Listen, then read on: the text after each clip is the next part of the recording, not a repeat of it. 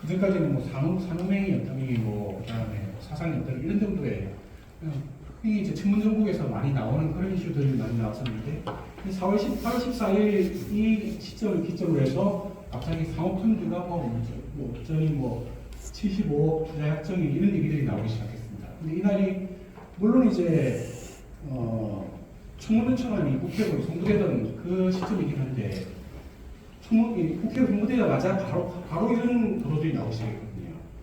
그래서 사실은 이게 전혀 말도 안 되는 허위 내용인데 물론 이제 표면상으로는 75억 투자 약정이 돼 있긴 하지만 실제로는 내용은 그렇지 않거든요. 그런데 이런 내용을 홍보한 조건영이라는 기자가 매체가 서울경제에서 경제신문으로 보이지만 실제로는 이 기자는 법조기자입니다. 처음부터 법조기자부터 시작되는 사태였던 거죠. 그리고 이 경향신문에서 이 기사도 되게 이제 유명한 하나의 트리포인트가 되는 기사인데요.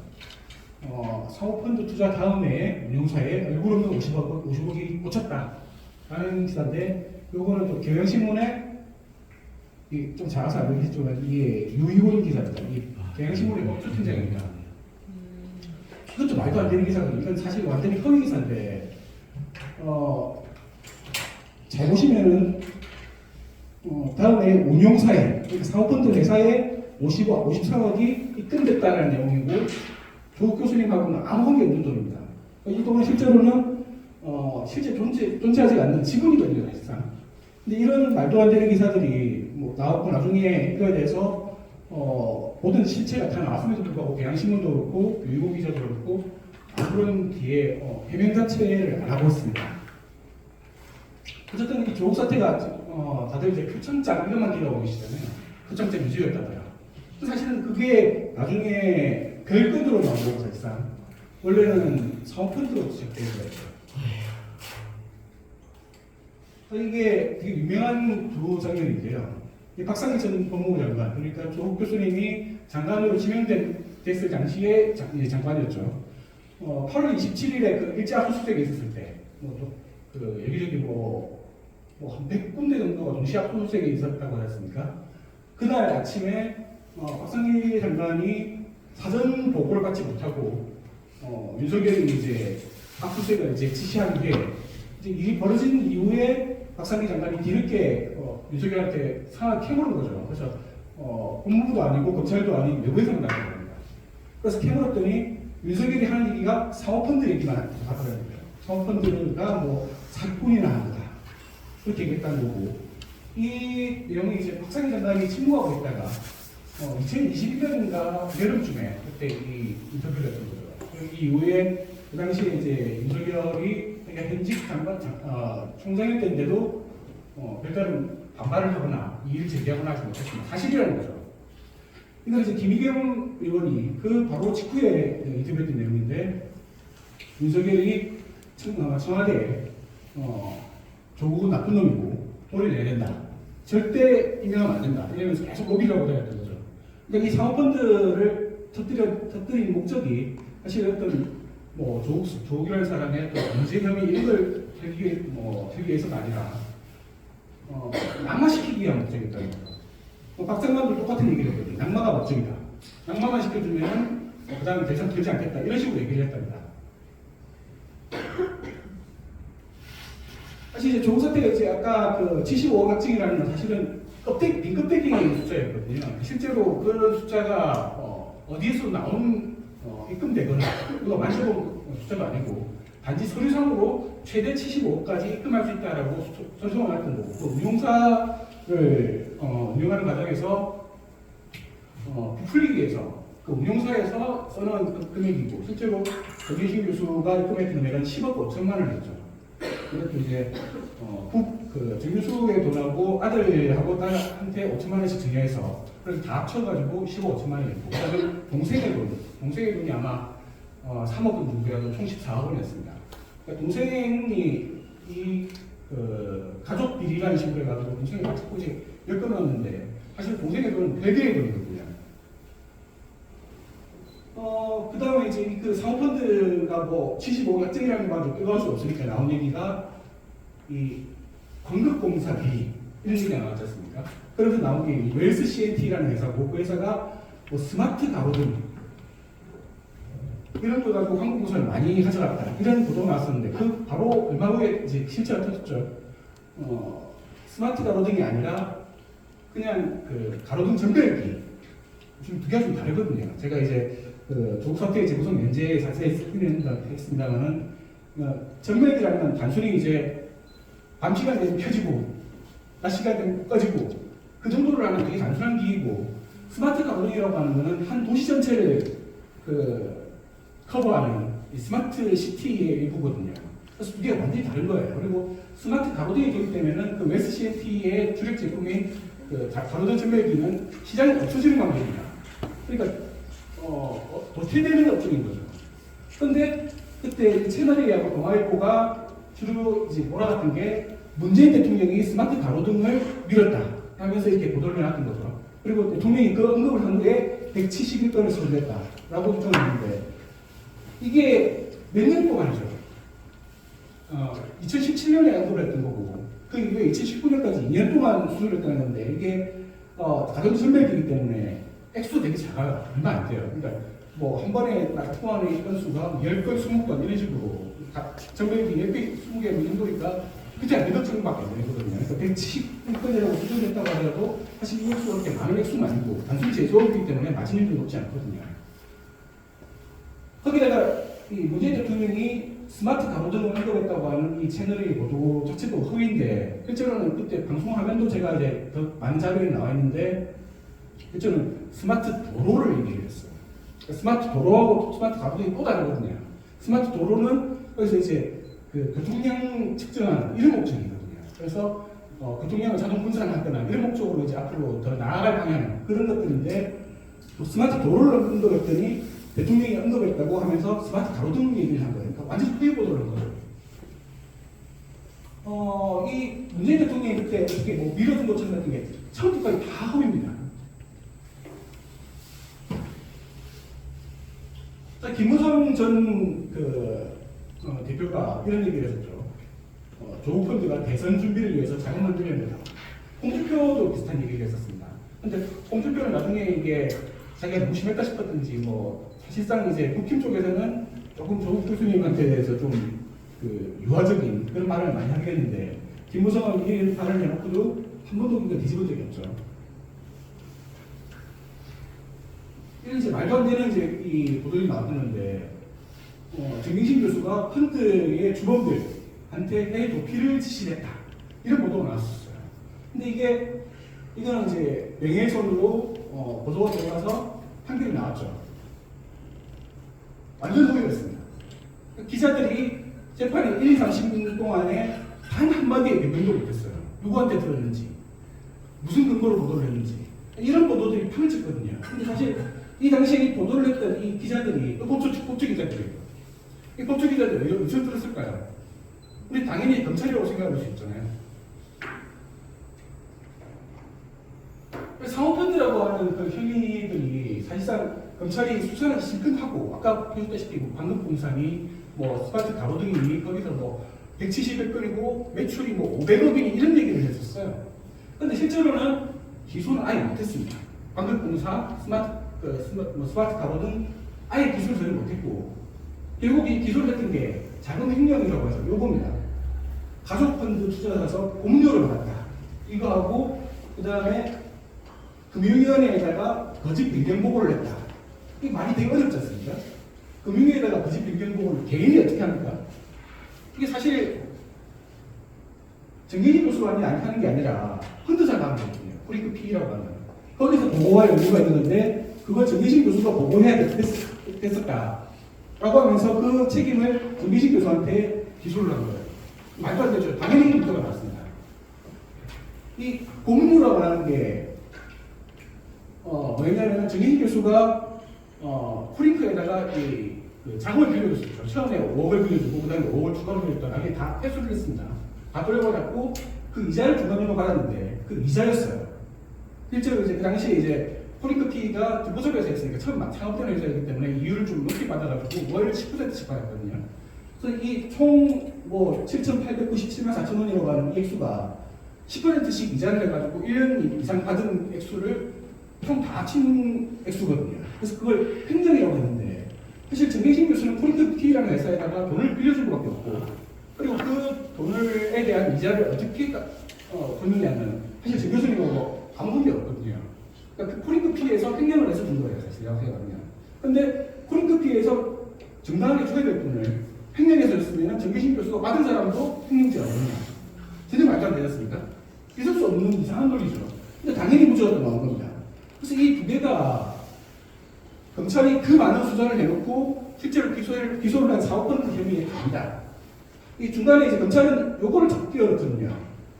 뭐 미공개 중요정보 이용이라고 해서 끼워넣는데 이건 사실 조범동이라는 그 포리피를 실제로 이끌고 산하고 김 교수님하고 사이에서 사적인 그냥 계약이거든요. 그러니까 주식을 샀다 이건데 시장에 공개되지 않은 정보를 이용해서 그러니까 일종의 주가 조작 같은 그런 혐의를 통해서 사들였다. 그런 혐의를 씌운 건데 보시면 여기 한 도시 판결문의 요약이거든요. 실제로 한 도시 법원에서 대포한 한 도시 판결문에 첨부되어 있는 겁니다. 보시면 그 난리가 그 실물 주권 10만 주라는 기사 많이 보셨죠. 중앙일보 처음에 단독 보도해가지고 터뜨렸었는데 무죄. 이 전체 주식의 대부분이거든요. 무죄. 그리고 거기 2만 주도 또 무죄. 나머지 몇천 주씩이에요. 3천 주, 4천 주, 만주. 이것도 다 지인이거든요. 사실 이 실물 주권이라고 하는 게 그때 기사를 기억하실지 모르겠는데 동생 집에서 가게 됐어요. 왜냐하면 동생 거거든요. 정계신 교수가 동생이 이제 막내 동생이라서 경제적인 문제를 자기가 많이 챙겨줬고 실제로 제가 이제 포렌식 하면서도 두 사람의 대화 같은 게 많이 나왔거든요. 그러면은 일일이 다 이제 뭐 어디 투자를 해야 된다, 이렇게 돈을 벌어야 된다, 이렇게 돈을 모아야 된다, 계속 이제 체결을 하고 챙겨주는 그런 관계였어요. 그러니까 둘이 되게 살뜰한 그런 관계였던 건데, 그래서 동생 몫으로 사준 건데, 동생의 돈이고, 일부 제 정계신 교수가 돈이 들어가기로 했어요. 근데 주로 이제 동생 명의의 주식이고, 그걸 대신 사준 건데, 그걸 정계신 교수가 무공개 정보를 이용해서 샀다라고 이렇게 주장한 거고, 그게 사실 대부분이 지금 무죄가 나온 거죠. 건수로 보면은 유죄가 나온 것도 있지만 실제로는 액수로 봤을 때 대부분이죠. 특히 이 미공개 중요 정보라고 하는 게 사실은 허위 정보였어요. 그러니까 이 코링크하고 그 조범동이라는 사람이 정의진 교수한테 사기를 친 거죠.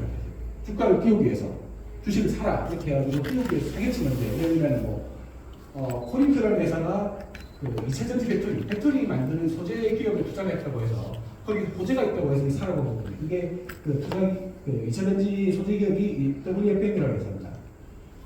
근데 사실은 여기서는 이런 그런 이제 호재라고 했던 게 다 사기였어요. 예를 들면 뭐 테슬라에다가 배터리 소재를 납품하게 이런 얘기를 했었는데, 미국에 있는 테슬라가 아니라 체코슬로바키아에 있는 테슬라였습니다. 전혀 다른 회사, 이름만 같은 회사. 이런 식으로 사기를 쳤던 거죠. 어떤 또 이제 신소재를 개발해가지고 이제 뭐 유망하다 이런 식으로 부도를 냈는데, 실제로는 그 신소재 개발에 대해서 시험을 다 받았다고 했는데 시험 결과가 사실과 달랐고 이런 식으로 허위 정보들이었어요. 그래서 결과적으로 정 교수님이 이 주식을 동생으로 하여금 차게 해가지고 다 손해를 봤어요. 엄청나게 손해를 봤죠. 이 종사태가 터짐으로써 이제 이 주식이 완전히 뭐 휴지 조각이 됐지만 그 전에도 3분의 1 이하로 떨어져 있는 상태였거든요. 그래서 여기 보면 이제 뭐 헤어 디자이너, 이 부분이 헤어 디자이너 부분인데, 헤어 디자이너한테 또 이렇게 주식을 사라고 했다가 사실은 아까 말했다시피 허위 정보다 보니까 돈이 떨어졌죠. 그래서 다시 한번 그러면 내가 많이 해줄 테니까 내가 대신 통장을 나한테 달라. 내가 이제 세워줄게 하고 요만큼 더 샀어요. 요거 이제 보통 이제 주식이 가다 보면 한번 꼴받고 나면은 그 때문에 이제 다시 더 띄우려고 좀 더 사는 경우가 많지 않습니까? 많이 하려고. 그래서 좀 더 한 거죠. 그리고 이거 산 것까지도 다시 또 추락을 했죠. 그래서 사실 사기를 당하고 요거 이 계좌, 주식 계좌 지금도 정 교수님 그대로 가지고 있대요. 이게 그러니까 헤어 디자이너한테 줄 거였기 때문에 자기가 근데 종사한테 터지는 바람에 이제 뭐 다시 돌릴 수도 없고 처분도 안 되는 그런 상태로 그대로 뭐 현금화를 전혀 안 했고, 그래서 결과적으로 이 전체 거래에 있어서 정 교수님과 동생과 헤어 디자이너 세 사람 다 엄청난 손해를 봤어요. 근데 그걸 지금 미공개 정보 이용이라고 해서 이렇게 기소를 해본 거죠. 그리고 뭐 실물 주권 10만 주라고 했던 그 실체가 이랬던 겁니다. 그래서 지금 우리가 봐야 될 게, 이 사모펀드 부분의 전면 무죄라는 게, 이제 그 당시에 이제 조 교수님이 이제 페이스북을 통해 가지고 그런 이제 발언을 하니까 이제 그때 한동훈 장관이 나서가지고 그 당시에 한동훈 연수위원이었죠. 나서가지고 전면 문제 아니다. 이런 것도 있지 않느냐. 하면 또 뭐 다른 계획이 있다. 이런 식으로 주장했는데 이런 복수가 있었습니다. 이게 사실 이거 사모펀드가 아무 관계 없는 거거든요. 개인 간 거래일 뿐이고 주식거래.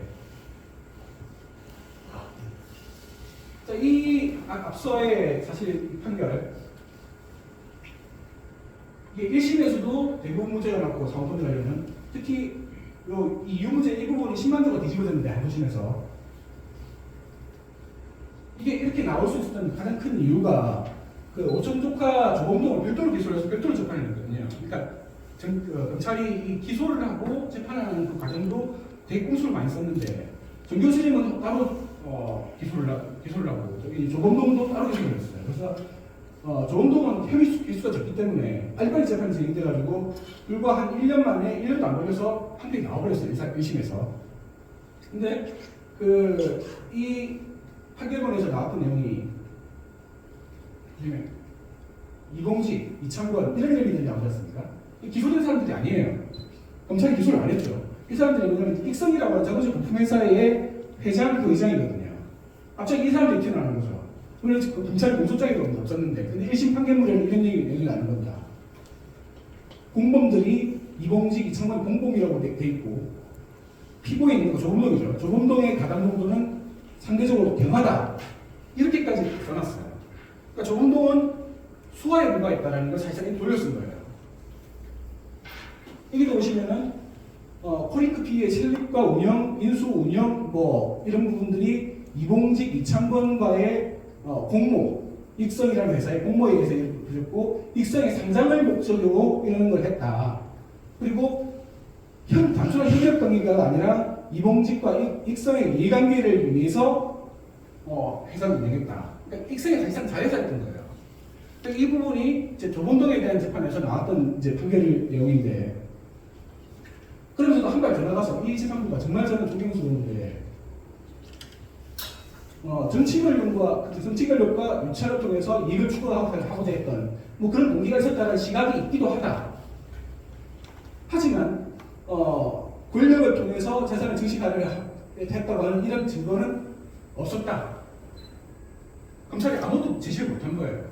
아무도 없는 상태에서 기소를 했던 거고 재판을 했던 거고 권력형 범죄라는 걸 정면으로 이제 부인한 거죠. 이번 안에 사실 정 교수님이 1심에서 사모펀드 부분은 그나마 이제 무죄를 받을 수 있었던 거예요. 왜냐하면 1심 재판부가 유죄를 내리기 위해서 대단히 애를 많이 썼거든요. 모든 부분에서 유죄를 내리기 위해서. 그런데 이 담당 판사님은 제가 얼마 전에 다시 만났는데 실제로는 처음 만났죠. 김일윤 교수님이 지금 성폭력 특별법 위반 혐의를 가지고 지금 박원순 시장의 기소 관련을 해가지고 지금 기소가 재판 중인데 지금 이제 결심 공판에 들어갔을 겁니다. 거기에 제가 이제 또 포렌식 전문가로 또 증인으로 나섰었거든요. 근데 이 판결을 낸 이 판사님이 정말 리즈너블한 신분이었어요. 그래서 제가 하는 증언의 내용이 되게 어렵고 전문적인 내용에도 불구하고 조금조금하게 다 들어주시고 어떤 말이 옳고 어떤 게 틀렸는지 이런 것들을 다 구분해 주시고 검사가 부당하게 반발을 하니까 그에 대해서 눌러버리고 이렇게까지 하시더라고요. 이분이 큰 역할을 하셨어요. 이 사모펀드의 실제 진범 익성이라는 회사, 그러면 아까 조은동 판결도 나왔고 정교수 판결도 나왔고 다 둘 다 이제 대법원 판결까지 끝난 지가 지금 벌써 1년 이상 지났지 않습니까? 두 판결 재판 다. 그래서 조범동의 배후에 있었던 실제 진범, 정교수를 범인이라고 보았던 그 범죄의 실제 범인이 이 익성이라는 회사의 이봉직이라는 사람과 조범동도 밑에 하수인을 누가 있고 이상원 부사장, 이창권 부사장 이런 사람들이 실질적인 주범이었다라고 이렇게 피해수 쪽에 나왔던 내용이죠. 이 판결에서도 적시가 됐는데 검찰이 기소를 안 했습니다. 왜냐하면은 이 사모펀드 범죄의 주범이 조국 부부라고 이렇게 몰아갔지 않습니까? 그러다가 엉뚱하게 그 진범이 있습니다 해가지고 기소를 해버리면, 그래서 재판에서 유죄가 나와버리면 검찰은 완전히 뭐 면 다국인 거지 않습니까? 조국 수사의 모든 면물이 다 날아가는 거기 때문에 기소를 안 하고 조용히 넘어갔죠. 2022년 11월 달인가 한번, 2021년 11월 달에 검찰에서 이제 그때 한번 재수사를 하겠다라고 불러들여서 조사를 하겠는데, 그러고 또 문부답입니다. 그냥 끝난 거죠, 이 사건은. 실제로 수사를 해가지고 얘네들이 범인이라는 걸 검찰도 알고 있었으면서 수사를 안 하고 넘어갔습니다. 자, 이제 표창장 부분 넘어가서, 이 표창장 혐의가 우리가 실제로 처음 알게 된 거는 최성애죠. 최성애가 9월 4일 새벽에 나온 보도인데, 실제로는 9월 3일 밤에 중앙일보 기자들하고 인터뷰를 한 내용입니다. 이게 9월 3일 날 동양대 압수수색이 있었고, 처음에는 그 당일 날에는 이게 무슨 목적으로 압수수색을 했는지에 대해서 아무것도 알려지지 않았었거든요.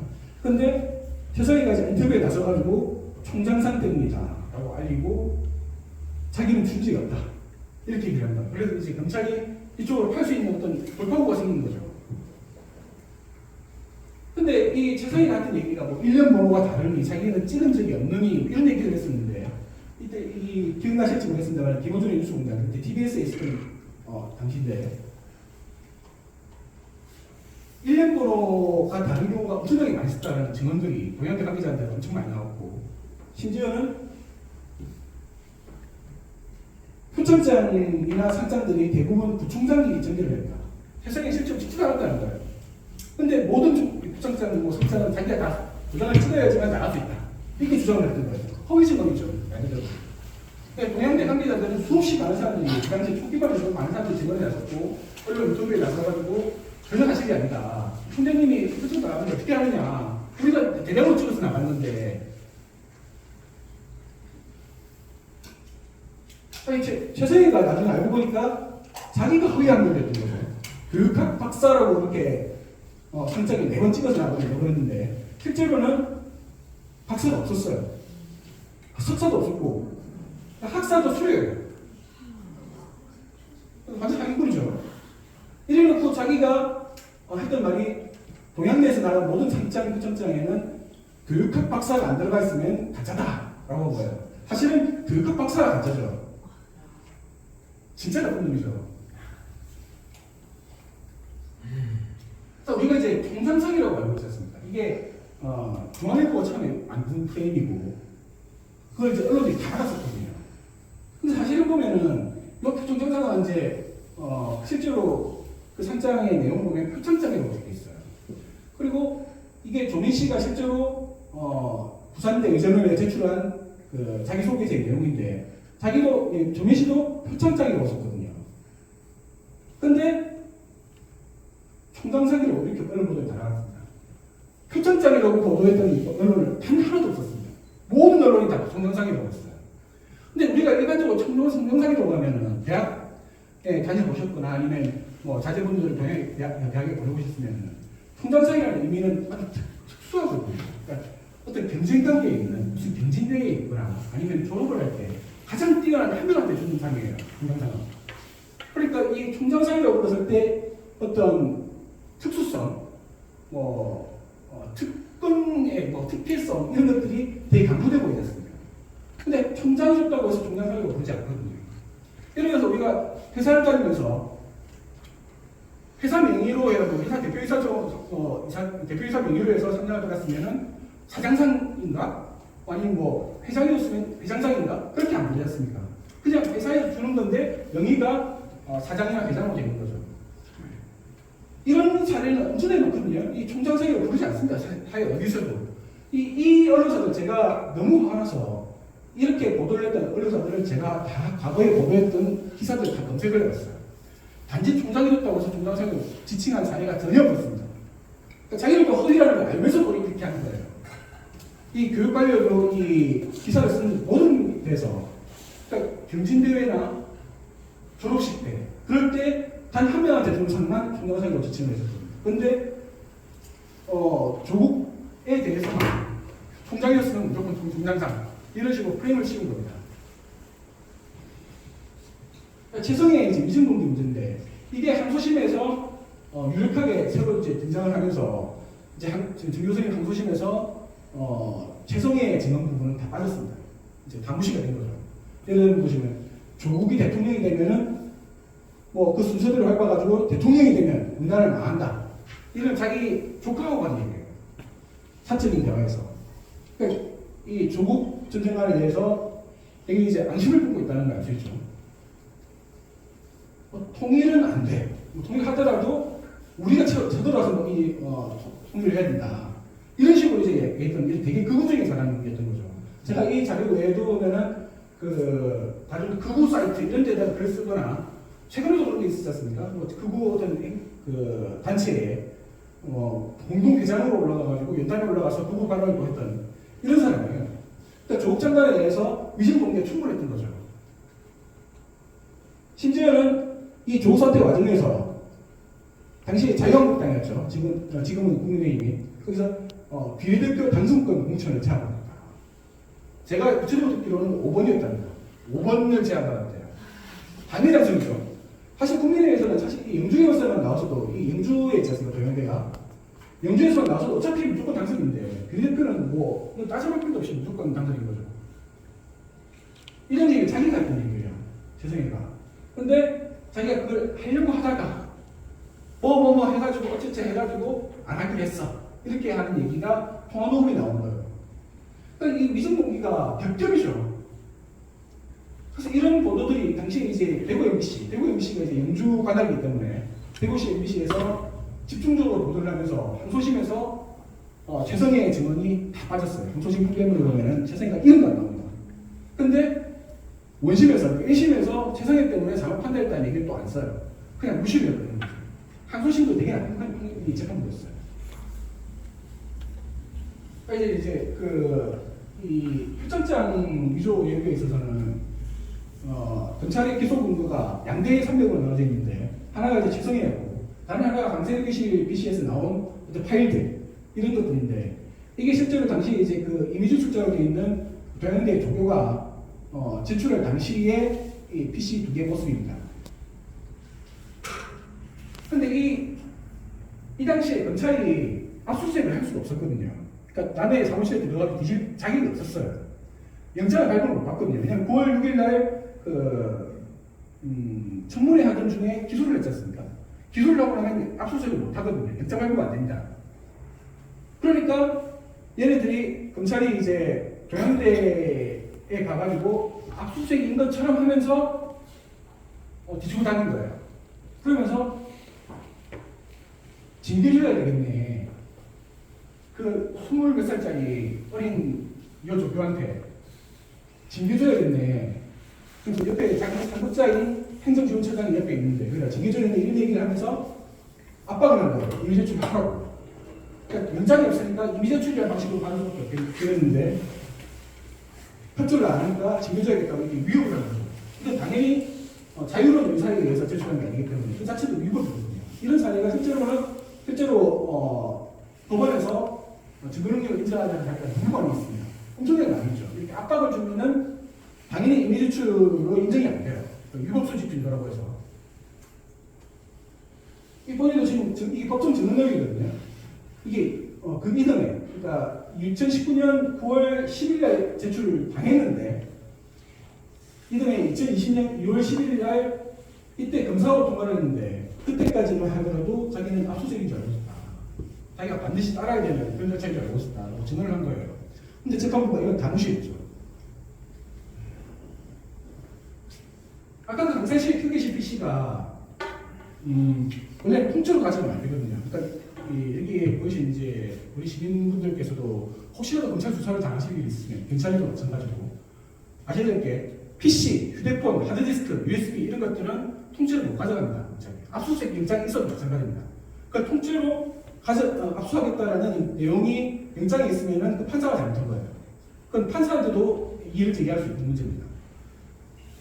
그런 것 이제 그 PC, 휴대폰, 하드디스크 이런 것들이 이제 정보가 대량이 많이 들어있기 때문에 그걸 통째로 압수를 못하게 돼 있습니다.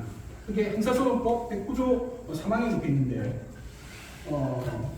선별압수라고 해서 그걸 현장에서 열어보고 그 안에서 범죄 혐의와 관계가 있는, 영장에 써 있는 범죄 혐의와 관계가 있는 사실에 대해서만 제출자, 그러니까 이 수색을 당한 사람하고 같이 앉아가지고 동의를 얻어가면서 하나씩 복사를 해가는 거예요. 이게 선별합수거든요.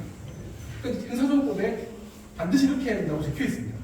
근데 현저히 곤란한 사정을 인해서 컴퓨터가 뭐 뻑이 났다든지 PC가 안 켜진다든지 뭐 휴대폰이 갑자기 뭐 화면이 안 들어오든지 이런 현장에서 어떻게 할 수가 없는 방법이 없으니까 그럴 경우에만 PC를 통째로 가져갈 수 있게 돼 있고 그런 경우에도 자기들이 복제하고 나면은 다시 돌려줘야 됩니다.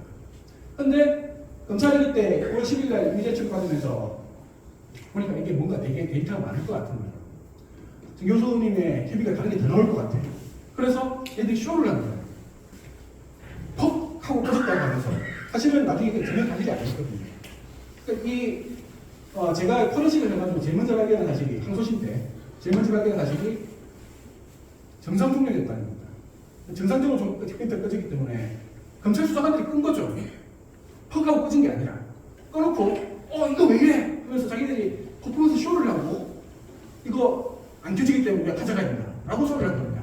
그걸 이제 항소심 첫공판에서 제가 제일 먼저 발해서 이제 처음에 터뜨리고 나니까 검찰이 엄청나게 당황을 했거든요. 그럼 그 자체로서 당연히 형사소송법 위반이기 때문에 형사소송법 위반이기 때문에 증거능력이 인정이 안 되는 게 100%거든요. 그러니까 이런 야방의 짓을 했습니다. 이게 이제 기술적인 내용이니까 자세한 내용은 안 주겠지만 안 말하겠지만 이게 이런 문서 근거가 있다. 마이크로소프트사에서 내놓은 이런 얘기를 한 건데 당연히 보시면 제목이 없잖아요. 심프텀이라고 하면 증상의 뜻이에요. 그러니까 기술 문서의 제목이 증상의 의미는 없기 때문에 그래서 제가 이 문서를 원문 문서라서 제가 이미 찾아봤던 문서거든요. 그래서 이 공판이 끝나고 나서 제가 찾아보니까 실제로 이런 문서였던 거예요. 심프텀이라고 하고 나머지 부분도 똑같죠. 그리고 위에 마이크로소프트라고 하는 로고하고 메뉴 쪽 받고 근데 제목이 있었단 말이죠. 검찰이 이 제목을 빼버린 거예요. 제목도 빼버리고 그리고 여기 개요라고 하는데 개요에 어떤 설명이 있는 부분도 빼버리고 이 문서가 검찰이 주장하는 그런 내용이 아니었던 거예요. 그러니까 야바이처럼 친 거예요. 그래놓고 비정상 종의 그 증거라고 주장을 하는 거죠. 이걸 법정에서 판사 눈앞에서 판사를 문태기 친 겁니다. 이런 장난질로. 이게 일반적인 검사라면 이렇게 잘 안 하는데 특수부라서 이렇게까지 하는 거죠. 일단 목표를 잡았으면 무조건 잡았는 얘기 때문에 자기들은 수단과 방법을 가리지 않고.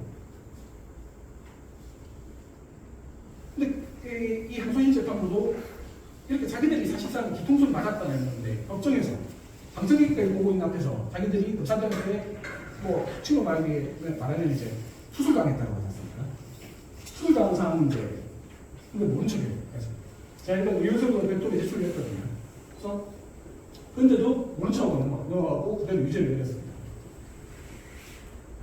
그러니까 이제 정 교수님이 실제로 뭐 유죄이고 아니고 이제 그런 문제를 가져봤는데 이게 그 무죄 증거가 너무 많아요. 정 교수님이 무죄 증거가 엄청나게 많이 있습니다. 그러니까 제가 이제 뭐 덜 알려진 부분이 있어서 몇 가지만 사례만 좀 이건 그대가 좀 영화에서도 이제 소개했던 부분인데 이게 검찰에서 그 표창장을 만든 사람이 정 교수님이라고 특정을 했던 가장 유력한 증거입니다. 그게 뭐냐면 이 컴퓨터의 그 내부의 인터넷 주소가 끝에 1376로 끝났는데 자택에 있었던 게 확인되는 자택 PC하고 앞부분이 똑같다. 앞부분이 똑같다. 이 주장을 해가지고 이게 지금 자택에 있었던 거다. 자택에 있었으니까 학교 관계자가 만들었을 리가 없다. 이런 주장을 한 거예요. 근데 사실은 이 앞부분은 사설 IP 주소라고 해서 실제로 이게 물리적인 주소가 아니거든요. 그러니까 이게 어떤 식으로 이해하시면 되냐면 서울에 있는 무슨 초등학교의 3학년 2반이라고 보시면 되고 이 밑에 이 주소는 부산에 있는 무슨 초등학교의 3학년 1반이라는 뜻이에요. 그러니까 그 뒤에 3학년 2반이고 3학년 1반이니까 어쨌든 바로 옆이 아니냐 이렇게 주장을 한 거예요. 기술적으로 말도 안 되는 주장이에요. 아예 뭐 들어줄 가치도 없는. 근데 이런 식으로 해서 자택이 있었다고 주장하는 거예요. 이것도 IP 주소에 관련된 부분인데 이것도 또 다른 문제입니다.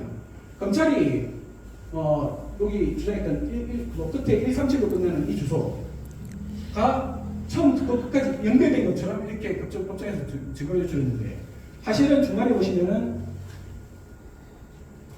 1.7이라는 주소가 하나 더 있어요. 172. 그러니까 아예 앞전이 다르죠. 172로 시작하는 1.7이라는 주소가 하나 더 있고 또 앞부분은 비슷하지만 뒤에 112로 끝난 주소가 하나 있고 이 주소가 나온 기간이 1년 1개월입니다.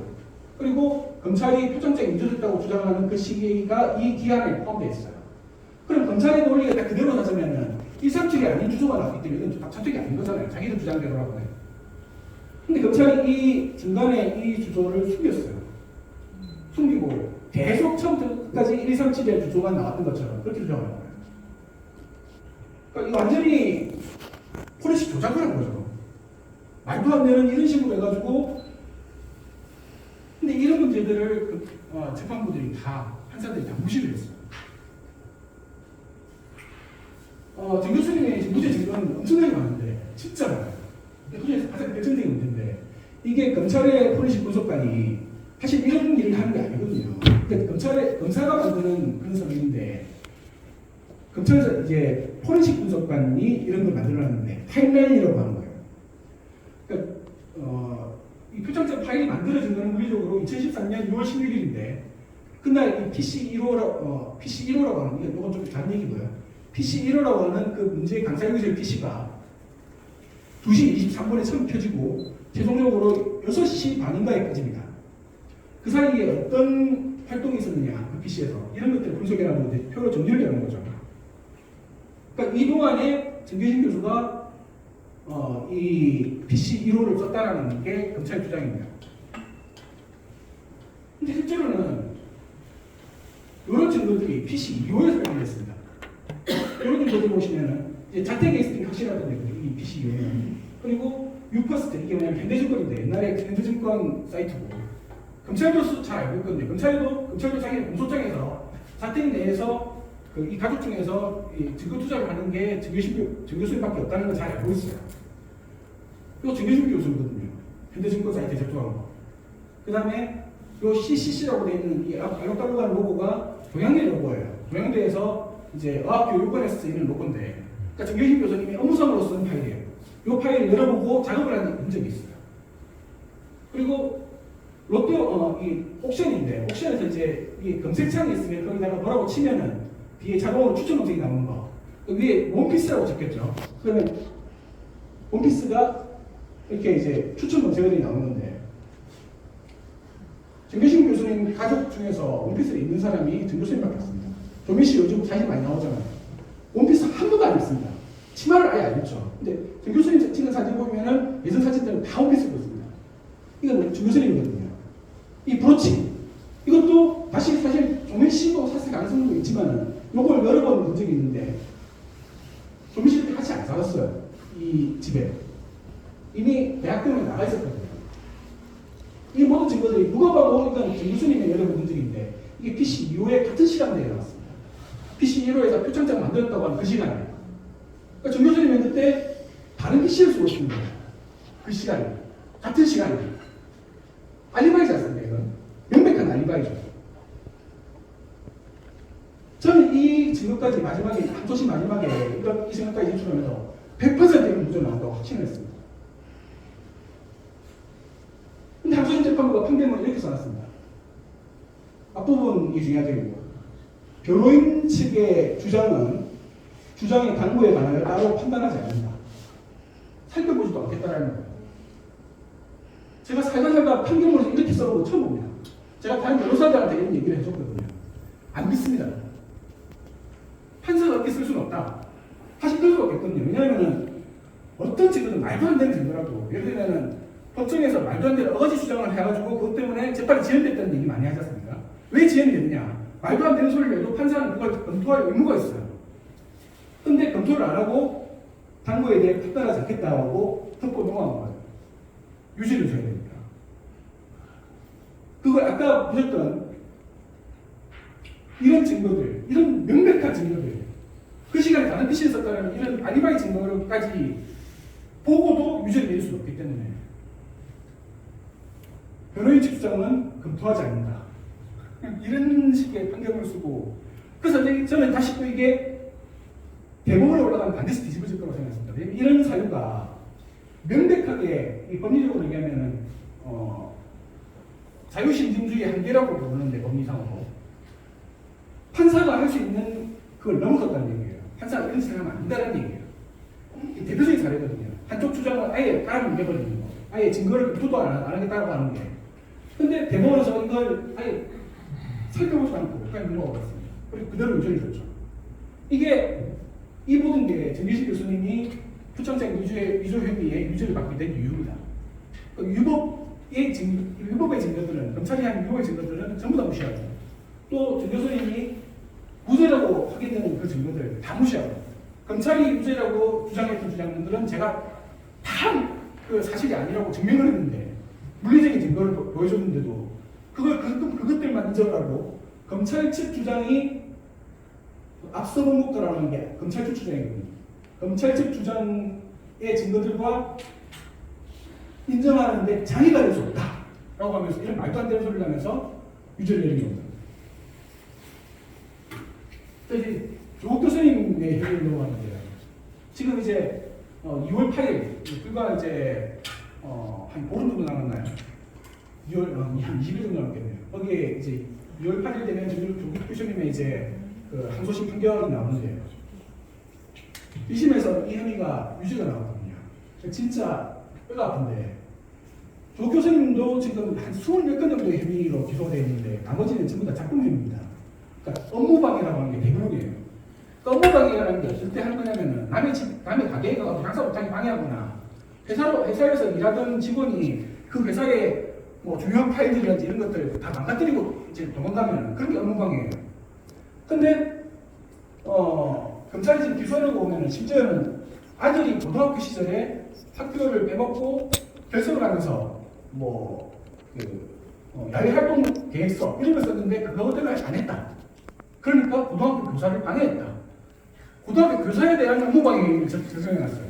두터로 못한 우리나라 사상 최초 우리나라에 전례가 없는 그런 혐의로 기소가 됐고 그게 심지어는 1심에서 유죄가 났어요. 판사들은 진짜 웃기는 게 진짜 이런 건 우리도 쳐봐 이래도 일단 기소가 되면은 그래서 따져보고 유죄가 되는 것 같다 싶으면 유죄를 냅니다. 심지어는 최근에 이슈가 됐던 아들의 온라인 시험 컨닝 이런 점이 사실 컨닝도 아니에요. 그래서 이거부터 따져보자면 이게 사실 조 교수님이 갖고 있는 혐의 중에서 가장 큰 겁니다. 가장 치명적인 거고 왜냐면 직권남용이기 때문에 이 혐의의 이름이 직권남용이기 때문에 근데 이 직권남용 혐의가 실제로 무슨 내용이냐를 떠나서 왜 이 혐의가 적용됐냐부터 생각해야 되는데 익숙한 이름이 있지 않습니까? 김태우라고 얼마 전에 강성호 총장 서울 강남충장으로 출마했다가 말도 안 되게 떨어진 바로 그놈입니다. 그놈이 2018년 말에 특감반 사태를 일으켰던 놈이죠. 문재인 청와대 특감반 사태를 일으켰던 놈인데 걔가 사실은 자기가 개인 비리로 감찰을 받게 되니까 이것저것 다 터뜨렸던 겁니다. 다 건드리진 않았고. 근데 실제로 이제 그래서 감찰을 해보니까 온갖 비리가 다 나온 거죠. 확인된 것만. 이것도 사실은 검찰에서 감찰이니까 이게 원래 김태우가 검찰 소속됐다가 청와대로 파견당했기 때문에 검찰에서 원소속 기관이 검찰에서 감찰을 했는데 이것도 봐주면서 감찰을 한 것 같아요. 근데 보시면은 감찰 대상 기관에다가 자기 인사심사가 됐다는데 환경부에 있습니다. 환경부에다가 자기가 감찰하는 기관인데 거기다가 자기는 6급인데 5급짜리를 하면 안 들어. 그렇게 요구를 해놓고 만들어지니까 자기가 그쪽으로 이동하려고 하거든요. 그러니까 셀프 선질인 거죠, 말 그대로. 이런 짓을 하는 거예요. 그 다음에 골프 향응, 그 다음에 경찰청 수사 개입 이런 것들을 했는데 2년 전인가 그 과천 방음터널 사고가 있었지 않습니까? 방음터널 불랑 다 타가지고 안에서 많은 사람들이 죽었지 않습니까? 얘가 유착했던 그 업자가 그 방음터널 업자입니다. 같은 놈입니다. 같은 회사의 같은 회장이에요. 그 회장이 자기한테 수사가 들어오니까 김태우를 시켜가지고 수사를 무마해달라고 한 겁니다. 이런 짓을 하는 놈이에요. 이런 놈이 어떻게 자기 연주를 동원했는지 모르겠지만 문재인 정부 청와대에 들어오기 위해서 원래 박근혜 정부 때도 있었고 이명박 때도 있었대요. 어떻게 로비를 해가지고 들어온 거예요. 되게 이제 부인 어떤 방법을 썼겠죠. 그렇게 들어와가지고 그 과정에서 방음 터널 업자 걔가 힘을 써준 거죠. 그래서 그걸 은혜를 갚느라고 경찰청에 자기 찾아가가지고 수사 상황 보고해라 이런 갑질을 한 거예요. 말도 안 되는 거죠. 자기는 경찰 소속도 아니었고 검찰 소속이었는데 결국 얘가 윤석열 당선 직후에 지방선거가 있었지 않습니까? 그때 당선구청장으로 공천을 받아가지고 출마했다가 그때 당선이 됐었어요. 근데 요것 때문에 요 비리행 중에서 검찰에서 딱 한 가지만 기소를 했거든요. 그때 검찰도 되게 마사지를 했던 거죠. 자기네 직구니까. 그래서 도저히 어떻게 커버가 안 되는 혐의 딱 하나만 가지고 기소를 해가지고 그게 얘가 당선돼 그것까지 계속 재판이 일어났어요. 그러니까 이 당선됐을 당시에 이미 얘는 윤태호가 항소심에서 유죄 판결을 받은 상태였어요. 1심, 2심 다 유죄 판결을 받고 당선됐고 그리고 1년 뒤에 대법원에서 그대로 확정이 돼가지고 이 가소주의원 측에서 잘리고 나니까 바로 그 한 달 뒤부터 국힘 일부에서 얘를 다시 공천했습니다. 이런 말도 안 되는 이런 요구가 나왔었는데 나중에 정황상 봤을 때는 윤석열이 시킨 것 같아요. 그죠? 윤석열이 직접 나서가지고 원래 국힘에서는 얘를 여론사 너무 안 좋을 것 같으니까 공천을 안 하려고 하셨거든요. 근데 윤석열이 한마디를 했습니다. 그래서 얘가 다시 공천을 했고 결국 그 5만 원에 심판을 당한 거죠. 여기에 또 이정석 검사도 관계가 있습니다. 이번에 판이 들어갔죠. 지난 연말에. 이 이정석 검사가 요 감찰무마 사건의 수사 검사예요.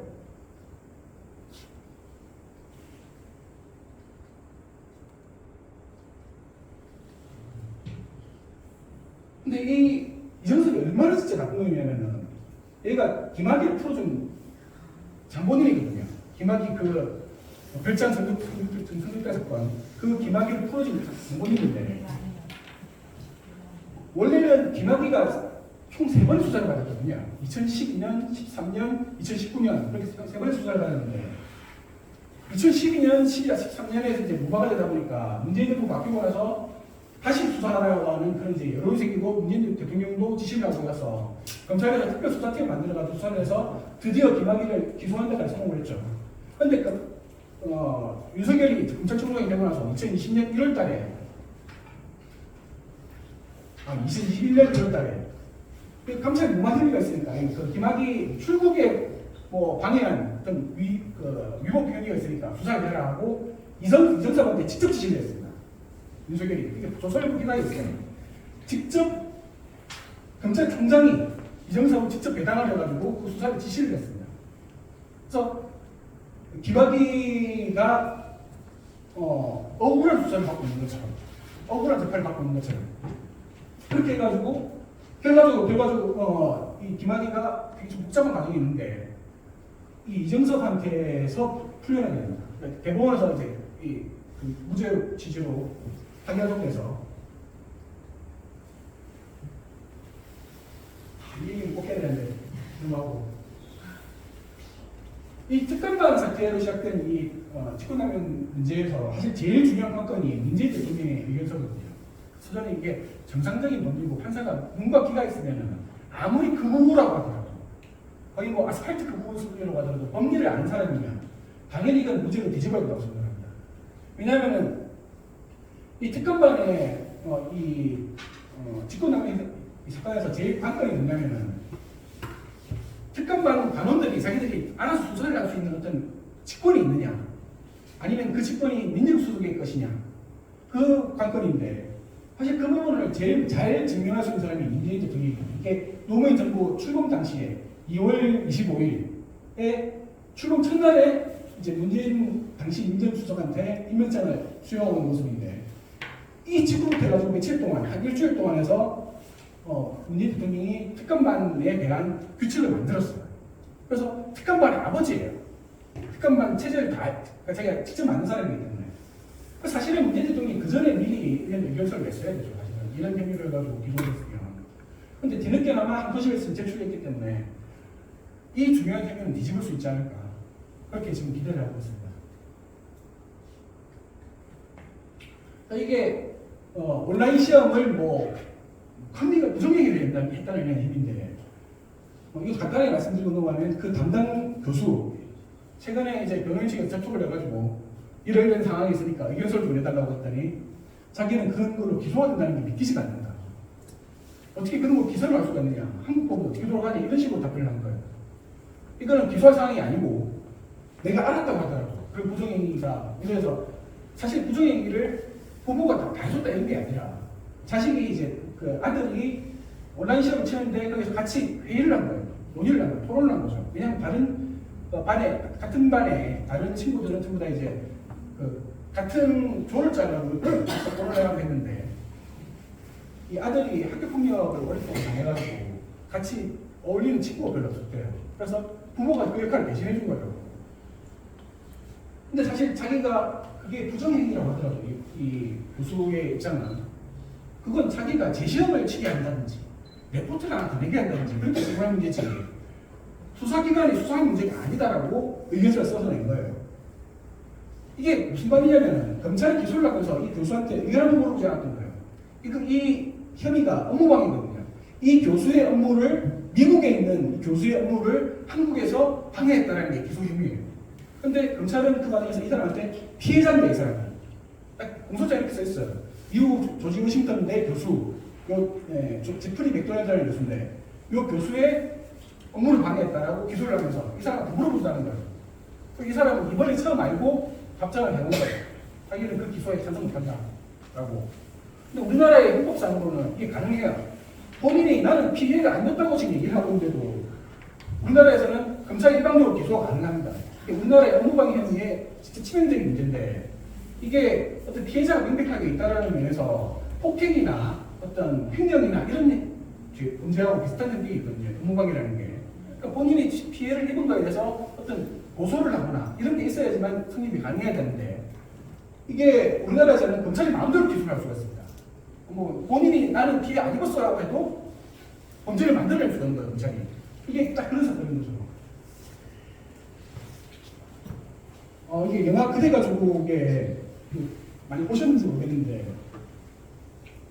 당시 이제 조국 사태 당시에 조국 교수님이 살고 있던 집입니다. 방배동에 있는 뭐 강남 좌파로 보이던 그렇게 뭐 기득권층처럼 보이는 그렇게 알려졌던 조국이라는 사람의 집 안 모습이에요. 그러면 식탁도 그렇게 안 크죠. 이런 지열자 같은 것도 되게 낡았지 않습니까? 그나마 좀 신형으로 보이는 게 냉장고 하나 싱크대 같은 것도 전혀 뭐 인테리어를 바꾸거나 그런 것도 아니고 되게 오래된 그런 것 같습니다. 이런 집에서 혼자서 밥을 챙겨 먹고 있어요. 이게 지금 계란 후라이를 해서 후라이팬 있죠. 이게 내려놓고 앉아서 밥을 먹으려는 장면입니다. 평소에도 이렇게 사셨거든요. 물론 저는 이제 조국 교수님은 그 이후에 알겠지만 자, 이 사건을 지키면서 조국 교수님의 그 예전부터에 가까웠던 평범한 지인들을 되게 많이 만났거든요. 원래 이렇게 소탈하게 사셨답니다. 조국 교수님이 실제로 돈이 많았느냐? 그러니까 조국 교수님의 신고된 재산은 한 50억 정도로 뭐 그렇게 돼 있는데 사실은 그게 정 교수님의 재산이고 그 중에서도 한 3분의 2 정도가 정 교수님이 부모님한테서 물려받은 재산이에요. 그게 비교적 최근인데 한 3년, 4년 됐을 거예요. 조국 사태 터지기 한 4년, 3년 전에 한국에 있는 조그마한 쓰러져가는 진짜 말 그대로 쓰러져가는 상가 건물이 있는데 그걸 상속받으면서 그 시가가 반영이 된 거예요. 그러니까 정 교수님이 실제로 가지고 있던 운용 가능한 재산은 이 집하고 그 상가 그리고 그 프링크에 투자했다가 단알에 먹은 10몇억 원, 15억 5천 그게 전 재산이거든요. 이번에 조국 사태 겪으면서 다 날아갔죠 사실상. 이제 변호사비로 다 나갔습니다. 그래서 지금 이 집도 처벌하고 터진 싼 데로 지금 관악구로 이사를 가셨거든요. 공천동으로. 그쪽은 이 집보다는 신축이에요. 이 집보다는 신축인데 엄청 꼬배기로 올라갑니다. 제가 찾아가다가 다리 부러지는 줄 알았어요. 달동네 느낌의 그런 꼬배기의 아파트를 사는데 훨씬 더 작은 데로요. 지금 내기는 30평이 되거든요. 그쪽은 30평 안 되는 것 같더라고요. 사실 조 교수님이 조 교수님하고 나눴던 대화라든지 이런 것들 검찰의 수사 때문에 제가 이제 증거를 확인하기 위해서 이제 저도 강사교실 PC라든지 연구실 PC라든지 자택 PC라든지 이런 것들을 처음 끝까지 다 뒤집었거든요. 이제 반박할 어떤 논리가 필요하니까. 근데 보면 조 교수님은 진짜로 가족의 재산 상황이라든지 돈 문제라든지 자식의 어떤 입시라든지 이런 그 신경을 안 쓰셨어요. 그동안에 뭐하고 다니냐면은 진보 정당에 뭐 창당하는데 도움 준다든지 노출마한다고 하면은 후원회장을 맡아준다든지 클럽을 써가지고 누군가를 도와준다든지 이런 일을 하고 다니거든요. 그리고 그렇게 도와줬던 사람들이 나중에 다 배신했습니다.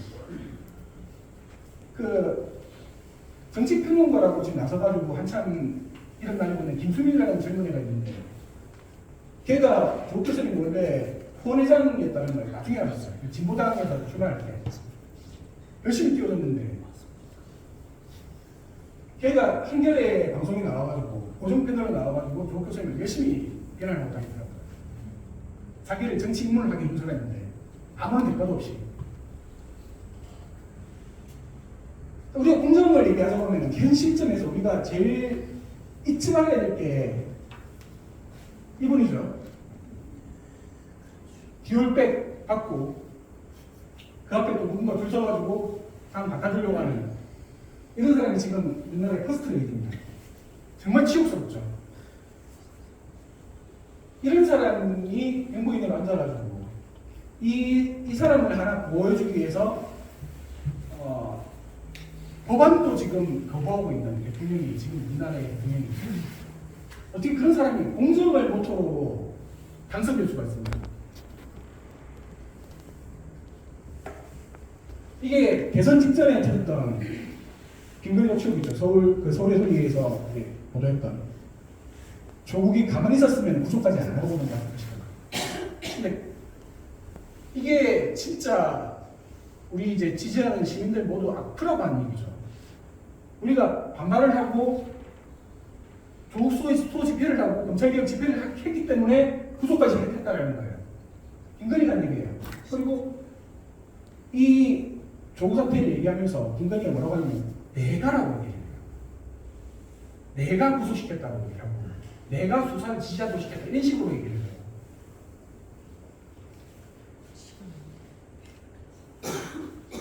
이 바로 어젯밤에 그 MBC PD수첩에서 나왔던 압수수색 영장에 대한 이번 풀이었습니다. 우리나라에 지금 압수수색 영장 발부율이 99%입니다. 명목상으로는 93%고 나머지 6%는 일부 그러니까 뭐 A도 압수하고 저 B도 압수하고 이렇게 요청을 하면은 뭐 A만 허용한다 이런 식으로. 근데 그것도 발부를 안 해주는 건 아니니까. 그러니까 합치면은 99%는 기각이 안 돼요. 왜 이런 일이 벌어지느냐? 이 영장전담 판사를 해보신 이제 변호사의 그 방송 프로에서 방송인데 자기들은 영장 판사는 수사 기록 서면만 보고 판단해야 되는 어려움입니다. 라고 얘기했어요. 이제 방송에 나온 얘기인데 거기에 대해서 이제 현직 검사가 하는 얘기는 검찰이 마음먹으면 받기 쉽다. 소설을 써봐 모른다. 이 지금 우리나라의 압수수색 영장 체제가 이렇게 되어 있습니다. 그러니까 영장 자판기라는 얘기를 듣는 이유가 그거거든요. 우리나라에 법이 잘못되어 있어요. 그러니까 검사가 말도 안 되는 거짓말을 써서라도 판사는 그걸 알 수가 없기 때문에 그게 이거 심각하네 싶으면은 영장을 내줘야 되는 구조가 있는 거예요. 그래서 조 교수님한테도 그 압수수색이 뭐 하루 사이에 100건이 나왔다고 하는 거의 실전 100건까지는 아닙니다. 동시에 한 30건 정도가 나왔을 텐데 쓰는 대로 다 내준 거예요. 온갖 거짓말을 다 해도 다 해주는데 제가 지금 연재 기사를 써나가면서 발견한 사례 하나가 아까 언급했던 그 스마트 가로등이라고 했던 그 관련 건을 가지고 국토부를 검찰이 압수수색했던 적이 있거든요. 이게 이제 보면은 뭐 웰스 CNT라고 말했던 업체가 스마트 가로등 업체라고 이렇게 써 있어요. 그래서 연관성이 있으니까 압수수색을 해야 된다. 국토부를. 근데 아까도 말씀드렸다시피 그 채널A 보도 자체가 거짓말이었거든요. 그리고 채널A도 그게 거짓말을 알고 보도를 했어요. 왜냐면 교묘하게 자기들이 책임질 부분 많이 피해가고 그렇게 보이게만 보도를 했을 텐데 검찰은 노골적으로 웰스 CNT가 스마트 가로등 업체이기 때문에 이게 연관성이 있고 그래서 우리가 국토부를 압수수색해야겠다라고 영장 청구를 했고 그런 허위 내용으로 압수수색 영장을 받아냈어요. 그게 딱 이걸 증명하는 거죠. 검찰이 마음대로 써버리면 판사는 모르거든요. 그리고 어쨌든 소설이라도 심각한 소설이면 이게 액션 영화면은 영장을 내주는 거예요, 판사는. 같은 이제 PD 수첩에 나온 내용이에요. 이게 김건희 남동생 대한 그 경찰에서 압수수색 영장을 청구했을 때 얘기인데 검찰에서 잘라버리죠. 경찰에서 수사를 해가지고 압수수색을 해야겠다라고 요구를 했는데 경찰이 다 잘라버린 거예요. 3번이나. 그리고 마지막에 휴대폰을 빼고 나니까 영장이 나왔답니다. 휴대폰을 이제 압수수색하면 너무 많은 게 나옵니다. 사실상 휴대폰 빼고 나면 요즘은 거의 증명할 게 없거든요. 같은 검사가 하는 얘기예요. 증거를 찾을 생각이 없으면 압수수색하면 안 된다. 휴대폰 압수수색을 못하게 하기 위해서 계속 영장을 반려시켜버리는 이런 식으로 해서 김건희 일가를 지금 바꾸고 있는 게 현재의 검찰입니다. 자, 지금 말씀드린 내용이 좀 시간이 좀 지체된 것 같은데 저도 사실 엄청나게 많은 얘기거든요. 그러니까 이 조국 사태는 정말 제가 얼마 전에 이제 제가 지금까지 썼던 기사 내용을 이제 책으로 쓰면 얼마나 분량이 되나 정리해 보니까 이미 한 권 반 정도 분량이 되더라고요. 글자 조각 같은 때. 그래서 그렇게 많은 얘기가 있기 때문에 앞으로도 아마 한 반권 이상이 더 나올 것 같아요. 그래서 관심이 있으시면은 지금 시민 언론 미드레라고 하는 언론사에 조국 사태의 재구성이라고 해서 연재 코너가 있고 여기에 지금 계속 연재를 하고 있습니다. 지난해 재작년이네요. 재작년 11월 때부터 연재를 시작해서 지금 현재 45회까지 연재를 진행하고 있습니다.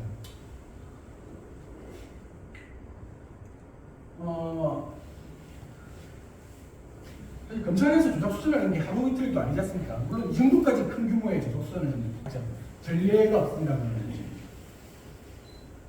그래서 이게 시민들이 관심을 갖지 않고 그냥 잊어버리고 나면 그런 일도 있었지 하고 넘어가고 나면 지금 정말 가슴 아픈 게 한명숙 사건이죠. 한명숙 총리 사건 같은 경우에 나중에 증언을 조작한 사실이 다 밝혀졌어도 재심적 거리가 안 돼. 왜? 여론이 없으니까. 사실은 그게 재심거리가 되느냐 안 되느냐는 사실 법리적으로 제한 문제가 아니거든요. 재판부가 재심을 받아주냐 안 받아주냐 문제인데 여론이 없으니까, 동력이 없으니까 재심을 안 하는 겁니다.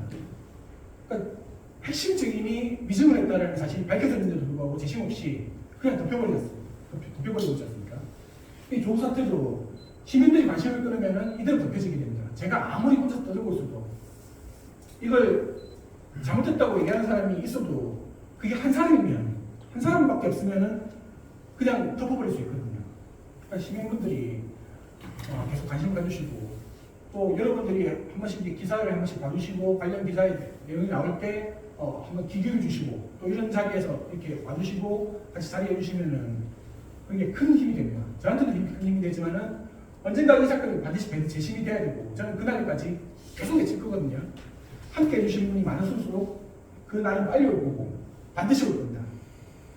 장시간 걸려주셔서 감사합니다.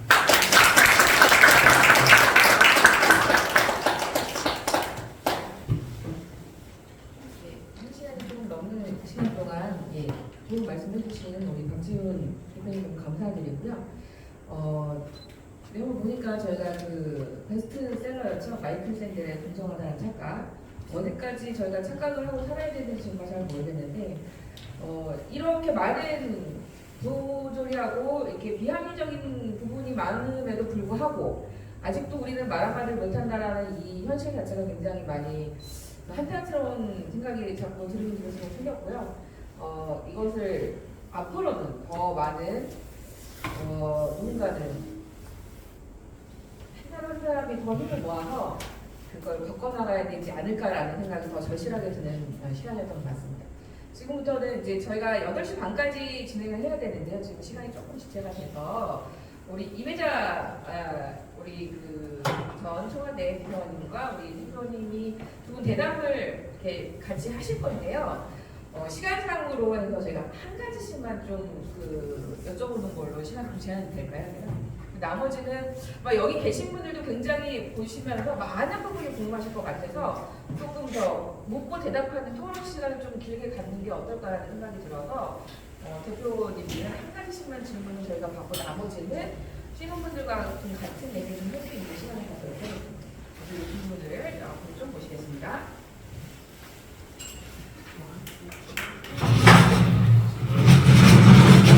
잠깐만요.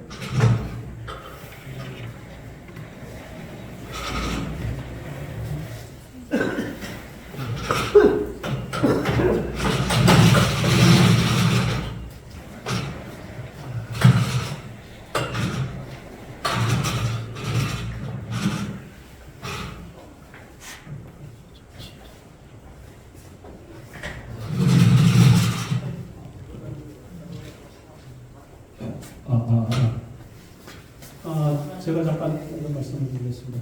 오늘 이 모임은 아무 모임이라는 것을 했어요. 아무 모임은 작년 1월서부터 우리 지역을 좀 고민하고 계시는 분들, 특히 지역의 이제 지방자치 문제라든지 지역 정치 문제라든지 좀 더 우리 지역민이 중심이 돼가지고 좀 세상을 좀 바꿀 수 있지 않을까. 특히 이제 읍명동 단위에서는 앞으로 이게 더 진전이 되겠지만 정말 주민들 스스로가 이렇게 만들어가는 세상 이런 거 어떻게 할 수 있을까 고민을 하면서 좀 다양하게 활동하시는 분들이 자발적으로 한 달에 한 번씩 저희가 모여가지고 여러 가지 프로그램들을 했습니다. 잘 다른 데서 하기 어려운 뭐 국가보안법 문제라든지 뭐 이런 것부터 시작해서 이제 이번에도 이 조국 사태에 대해서 너무들 모른다. 근데 마침 이 광명에 이제 전문가분이 또 오실 기회가 있어가지고 그때 들었던 분들이 이걸 좀 했으면 좋겠다 그래서 이제 이런 자리가 좀 마련이 됐고요. 뭐 고생 많이 하신 거 오늘 이제 말씀 들어가지고 잘 아시겠지만 좀 우리가 응원해주고 박수 보내고 이제 얼마 이제 안 남았으면 대법원 판결에서 어쨌든 무죄가 나오고 그렇게 해서 또 조국 전 장관의 정치 행보라든지 이런 부분들도 좋은 결실을 맺고 이것이 내년 총선을 통해 가지고 이런 불합리한 사회 말도 안 되는 진짜 듣기만 해도 우리 속이 열불이 터지는 이런 사회가 좀 바뀌어야 되겠다 그런 생각에서 오늘 이 자리가 마련되었고 이 자리가 마련되는 데는 또 우리 어쨌든 내년 총선에 이제 출마 의사를 밝히셨지만 임혜자 전 청와대 행정관님이 또 중간에서 여러 가지 노력을 많이 해주셨다고 하는 것을 저는 말씀을 드리도록 하겠습니다. 우선 제가 할게요.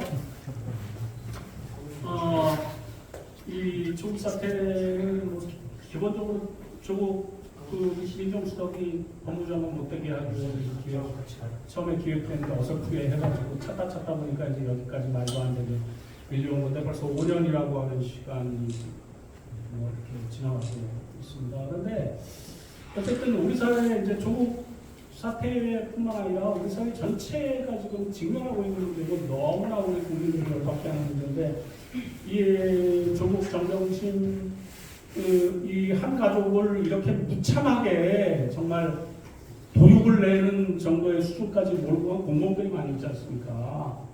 그러니까 기본적으로 그 공범이라고 하면 뭐 알다시피 검찰은 뭐 주범이겠죠. 검찰이 쓱 흘리는 걸 가지고 열심히 이제 받았었던 언론들이 있잖아요. 언론들이 많이 하셨는데 언론들이 막 침소봉대 해가지고 엄청 해서 여론조사를 미리 해버리고 그럼 거기서 이제 그렇게 해가지고 이제 검찰은 그것에 동력을 받아가지고 또 막 기우제식 수사라고 그러잖아요. 나올 때까지 한다. 별건 수사를 해서 말도 안 되는 거 막 붙여가지고 하는 거 등등등등 해가지고 뭔 건수만 생기면 거기다가 이제 조작 뭐 이런 것들까지 이제 해가지고 이제 쭉 진행을 그냥 계속 하잖아요. 그리고 나서 또 공무원들이 있습니다. 정치인들이 있죠. 정치인들 말도 안 되는 걸 막 흘려가면서 주장해가면서 아까 뭐 김무성 이런 애들은 반성도 안 한다 그러는데 정치인들 치고 제대로 머리가 박힌 사람 없는 거 잘 아시잖아요. 그래서 이제 이 정치 바꾸겠다고 시민들이 지금 좀 주목할 만한 시민들이 이제 나오기도 하는데 어쨌든 이 사람들이 말도 안 되는 거 퍼뜨리고 이렇게 해가지고 또 검찰과 언론을 돕고 있고 뭐 거기까지만 하는 게 아니죠. 거기에 또 시민단체들까지 나섭니다. 시민단체 어디서 들었는지 모르겠는데 어쨌든 이름을 달고 시민단체라는 이름을 달고 나와요. 그러면 그거를 마치 옛날에 우리 그 독립운동하듯 시민운동했던 그런 시민단체들처럼 포장을 해가지고 언론에서 막 띄워줍니다. 이렇게 해서 막 종합적으로 이렇게 이제 몰고 가서 이제 사람들의 영혼마저도 털털 털어버리고 그래서 좀 약한 분들은 죽죠. 자살하죠. 뭐 이번 이선균 배우가 뭘 얼마나 잘못했길래 그렇게 뭐 며칠 사이 2,700건 넘는 그런 기사로 도배를 하면서 완전히 폭삭 망하게 하고 인간의 영혼까지 완전히 그 무너지게 하는 그런 사태들이 이제 벌어지는데 저는 쭈르륵 이 경험을 하시면서 진짜 어떤 놈이 제일 나쁜 놈이라는 그거 듣고 싶습니다. 너무 어려운 얘기입니다. 저는. 사실은 이제 검사들, 저는 이 연재를 해가면서 지금 이제 검사들 실명으로 공격하고 있거든요. 최근에 썼던 내용에서는 안성민 검사라고, 지금 이름 대표님이고, 앞으로 이제 이름이 곧 등장할 고영곤 검사, 이 사람이 지금 차장 검사가 되었죠. 그리고 곽중욱 검사, 강현민 검사 이런 사람들이 있고, 거기에 한동훈 검사장이 있었고, 거기에 또 윤석열이 있었죠. 이 체계로 내려옵니다. 이 팀에서 조 교수님을 이제 공격해 주는데, 원망스러운 사람이 너무 많죠. 사실은 지금도 제가 존경에 맞이하는 문재인 대통령도 원망스럽고, 그 생각 조금씩은 다 있을 거 아닙니까? 그 막 원망이 너무 심해서 이제 문재인 아예 버려야겠다고 하실 분도 아마 일부는 계실 것 같아요. 제 지인들 중에서도 있거든요. 그리고 민주당도 원망스러운 부분이 많이 있죠. 사실 너무 공격을 많이 받으니까 다들 거리를 잡으셨습니다. 몇몇 철험의 의원들 빼고는 이렇게 이회자 행정관님처럼 정치 행보를 하시면서도 적극적으로 초청해가지고 이제 성행회도 하시고 이런 분들은 놀랐습니다. 진짜 놀랐습니다. 작년에도 제가 초청 요청을 이제 전해받고, 아니 정치를 하실 분이 그렇잖아요. 저는 사실 이런 문제 때문에 민주당의 대부분의 의원들을 이제 비난을 했었는데, 왜 이렇게 무책임하게 자기들하고 같은 뜻을 같이 했던 사람이, 물론 이제 조국 장관님이 민주당 당원인 적은 없었거든요. 근데 민주당에 엄청난 공을 들이셨죠. 모든 이제 필요한 사람들 다 도와주시고 하면서. 근데 그런 사람들만 보다가 이회자 후보님 보니까 완전히 이러셔도 되나? 지금도 이번에 또 이승우 목사님하고 같이 부르신다고 하시길래 진짜 총선이 다가오는데 그래도 되나? 그래서 제가 거꾸로 걱정이 됐더라고요. 비난을 하다가 드무신 분이신 것 같아요. 떨어지셔도 괜찮으신 것 같습니다. 저는 사실 이제 제일 원망스러운 사람 한동훈 하나죠. 윤석열은 제가 보기에는 걔는 머리가 없기 때문에, 윤석열은 원망스러운 데서는 항상 이순이 얘기하고, 제가 보기에는 한동훈이 이번 사태를 실질적으로 기획했다고 생각합니다. 그 외에 다른 사람이 있을 수가 없어요. 언론을 이렇게 이용해본 거죠. 한동훈이 원래 언론 조작의 단인이라고 많이 알려졌었거든요. 사태 이전에도 언론 기자들을 정말 잘 다루고, 기자들을 줄 세워가면서 하나씩 7씩만 주는 거예요. 한 사건의 혐의를 흘리면서 기자들을 줄 세워놓고 여기는 요거 주고 저기는 저거 주고 같은 시점에 쥐새끼 같다. 예, 그런 짓을 하는 거예요. 실질적으로 이걸 지휘한 사람은 윤석열도 아니다. 한동훈이다. 한동훈이 가장 있습니다. 한동훈 하나는 반드시 어떻게든지 나중에 어떻게 해야 된다. 어떻게 해야 된다. 제일 나쁜 놈이네요. 네. 아주 오늘 시원하게 해줬습니다. 먼저 인사를 드려야 될 것 같아서요. 저는 임혜자입니다. 아름다운 밤이 돼야 되는데 답답하고 슬픈 밤인 것 같아요. 아까 윤석열은 머리가 없다고 그랬잖아요. 네. 윤석열은 머리가 없고 한동훈은 머리카락이 없는 것 같습니다.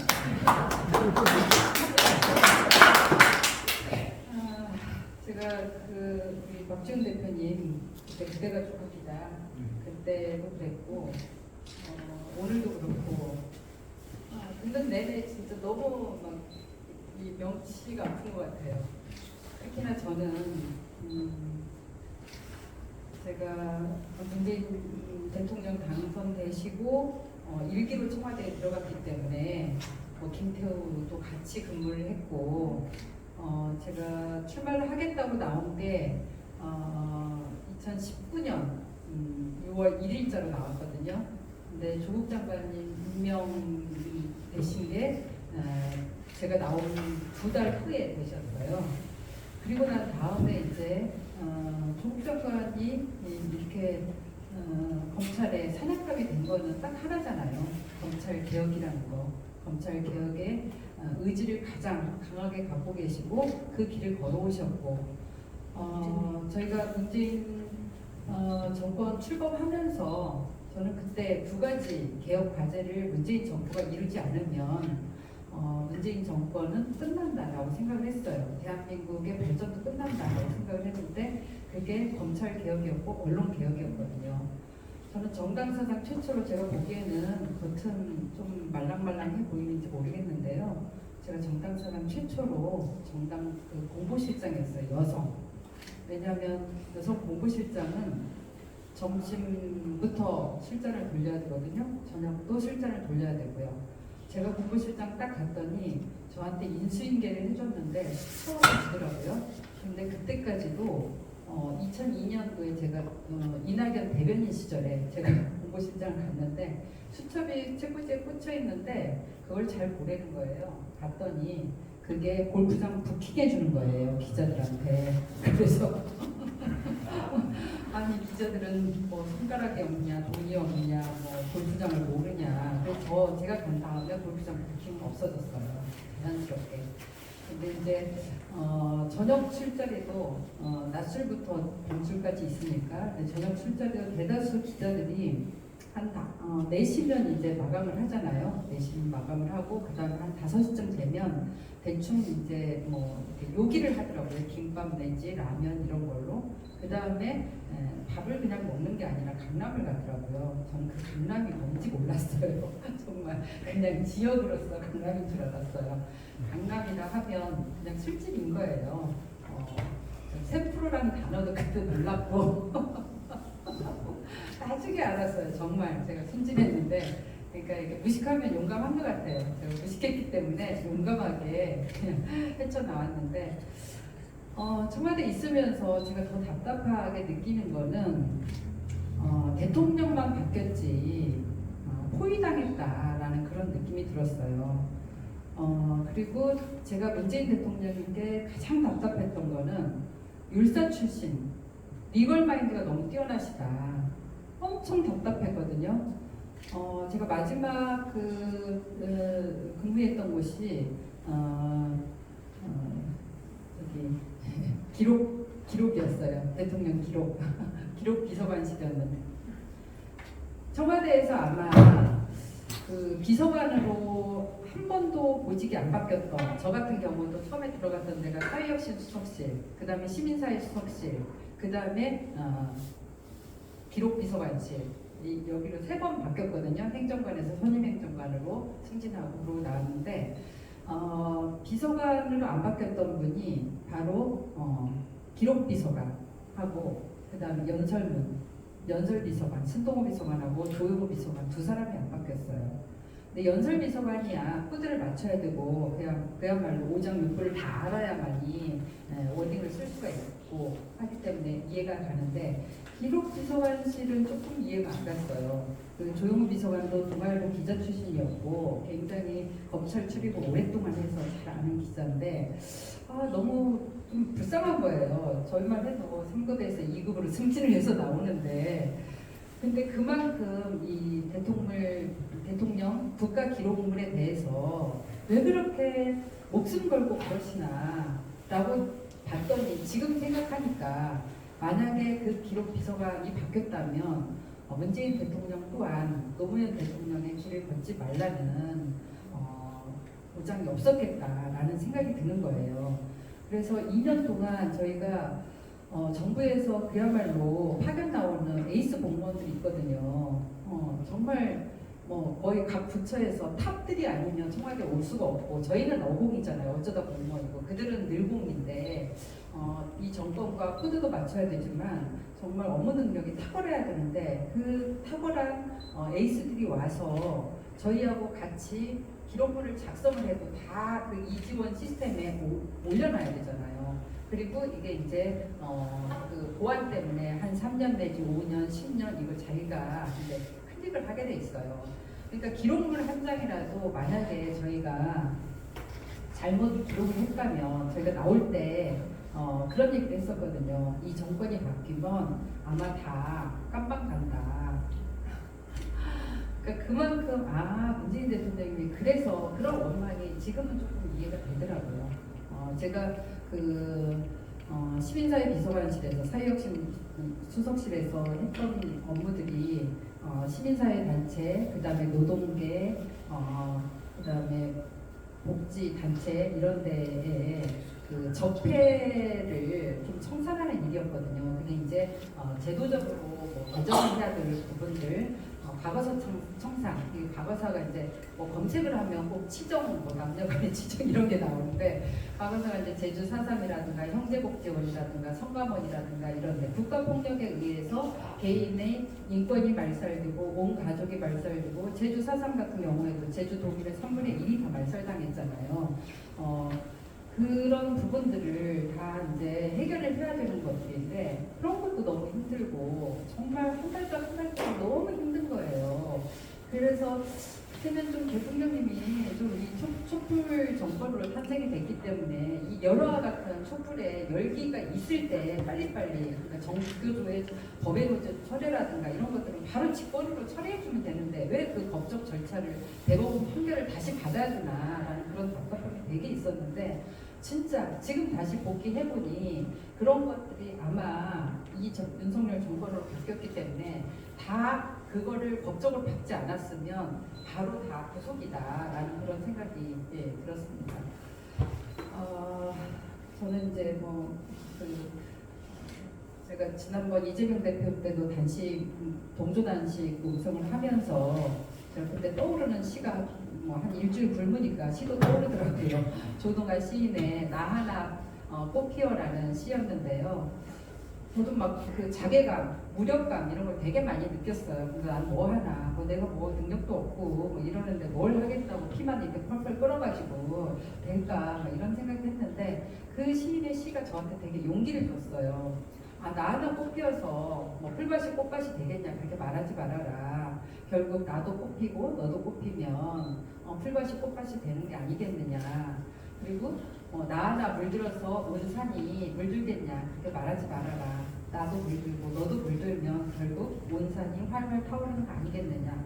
그 시가 그렇게 저한테 와 닿았어요. 그래서 이제는 제가 이 책을 굳이 가져왔던 이유는 검찰개혁과 촛불 시민이잖아요. 검찰개혁 때 촛불 시민 이런도 바꿀 수 있을 것 같아요. 그래서 민주주의라는 거는 결국은 그 자전거를 타고 비탈길을 올라가는 거다라는 그런 표현이 있더라고요. 자전거에서 내리는 순간 그냥 역사가 정지되는 게 아니라 후퇴하는 거고 낭떠러지로 떨어지는 거다. 그래서 그 자전거를 온 시민이 다 타고 올라가지 않으면 안 된다라는 그런 의미에서, 과연 그러면 정치는 투쟁이 아니라 쟁투를 해야 되는 그런 상황이고, 그러면 시민사회에서는 어떻게 해야 되나. 결국은 정권이 촛불을 들어서 되고, 그 검찰 개혁이라는 과제도 사실은 프레임을 짠 거잖아요. 검찰 개혁을 뒤덮기 위해서 조국 일가 비리 의혹이라는 걸로 뒤덮어버렸잖아요. 그러면 시대 과제, 그러니까 본질과 비본질의 문제인데, 본질이 검찰 개혁이었지, 본질이 무슨 조국 일가 비리 의혹이 아니잖아요. 그것도 다 프레임을 씌운 거고. 제가 총선에 전략공천 당하고 그 다음에 문재인 대통령님이 굳이 국민권익위에 복지노동 주심위원으로 보냈을 때, 그때 이렇게 갔는데 가자마자 이제 추미애 장관님이 이제 법무부 장관으로 내정이 되셨으니까 굉장히 그 추미애 장관님 고민을 하시는 거예요. 자기가 장관을 가야 될지 말아야 될지. 그때 저는 깜짝 놀랐거든요. 근데 제가 항상 무식하고 용감했나 봐요. 저걸 왜 고민을 하시지? 천하의 추장관님께서. 그래서 저한테 물어보시는 거예요. 여러 사람들이 자기 장관 가지 말고 여기에 있다가 다음 당선돼서 국회 여성 의장, 최초의 여성 의장을 하면 더 많은 국회에서 역할을 할 수 있다. 그게 역사적인 소임일 거다. 그래서 그 길을 원한다는 거예요. 근데 저는 그게 시대 과제가 아니고 시대 정신이 아닙니다 라고 반대를 했어요. 그랬더니 저한테 그러면 총선 출마하지 말고 당신 대변인을 하라는 거예요. 그래서 저도 먹고 살아야 됩니다. 그러고 반대를 했죠. 그런 다음에 이제 처음 일성을 뭘로 할 건가. 그래서 제가 시대 과제가 검찰 개혁이다. 칼날 위에 서 있는 심정으로 이 시대 과제를 국민과 함께 수행하겠다. 그 메시지를 제가 만들어서 드렸어요. 그런 다음에 너무 고초를 당하시더라고요. 저도 총선에서 안 됐고. 근데 제가 권익위로 이제 보냈잖아요. 보냈는데 바로 추미애 장관을 풀기 시작해서 아들 서모 씨 여기를 그 카투사를 갔는데 휴가 복귀 이거에 대해서 수사를 하라고 수사지휘권을 동부지검에 이제 내렸는데 그것도 직무 연관성이 있다라고 하면서 권익위에 그때 들어온 거예요. 제가 임명이 되고 며칠 안 됐어요. 근데 그때부터 제 이름을 아마 임혜자, 권익위, 추미애 이렇게 전현이 이렇게 치면 나올 거예요. 그때 중앙일보 사설도 쓰고 조선일보 기자, 그러니까 제가 웬만한 기자는 여기에 나오는 기자 많이 있더라고요. 저랑 친했던 기자도 있고 채널A 김승현 기자 여기 나오더라고요. 근데 바로 그 기사를 쓰기 전에 그래도 친분이 있으니까 저한테 사전에 전화를 해주더라고요. 선배 이 기사 이렇게 나갈 건데 얘기를 해요. 그래서 그거 팩트가 아니다. 근데 그러냐고. 그러면서 다시 그렇게 쓴 거예요. 똑같이. 결론은 똑같아요. 그래서 중앙일보는 사설이 나왔고 조선일보는 그냥 기사가 나왔고 경제신문 그러니까 보수 언론은 다 썼어요. 그 이유는 권익위에 추미애 보좌관 출신이 갔고 그다음에 그 전현희 위원장 같은 당이기 때문에 그 부분을 직무 연관성이 없다라고 그렇게 결론을 내렸다. 그러면서 이제 그렇게 기사를 정말 얼토당토 않게 그냥 다 연결을 해서 그렇게 기사를 내더라고요. 그 뒤로도 몇 가지 이제 추미애 장관님과 관련된 그래서 심지어 제 출판 기념회에 법무장관 임명이 그 내정이 됐기 때문에 저한테 오시기가 힘들다고 오시려다가 급하게 이제 아침에서 영상을 찍어서 저한테 보내신 거예요. 근데 그 영상 내용까지 다 캡처를 해가지고 기사에 엮었더라고요. 그러니까 그 내용이 그런 거예요. 임혜자 선임 행정관은 굉장히 강단 있고 소신이 있는 사람이다. 옳은 거 옳다고 하고 그런 건 그러다고 하고 이게 이재명 대표님하고 똑같은 이제 축사 내용이었는데 그 내용을 갖다가 그렇게 붙여놨더라고요. 그래서 얘기가 좀 길어졌는데요. 제가 청와대에 있어도 결국은 할 수 있는 일이 참 한계가 있다. 저는 용을 쓰고 했지만 국민들이 체감을 해야 되잖아요. 그러니까 오케이 할 때까지 일을 해야 저는 공직자든 정치 지도자든 그게 맞다고 보는 거거든요. 나 혼자 열심히 한 건 아무 필요가 없는 거죠. 초등학생 때나 엄마 열심히 했어 그러는 거지. 어쨌든 결과를 내서 그 과실을 같이 국민들과 함께 따 먹어야 되는 거지. 근데 그걸 따먹지를 못하고 있고 그러다 보니까 시민들이 굉장히 무력감을 느끼고 있어서 과연 그 이제 소외식 하시고 이렇게 더 많은 답답함이 더 있잖아요. 그래서 시민 한 사람 한 사람이 이런 검찰 개혁과 언론 개혁에 대해서 어떻게 해주면 좋을까? 각자의 상터에서 이걸 한번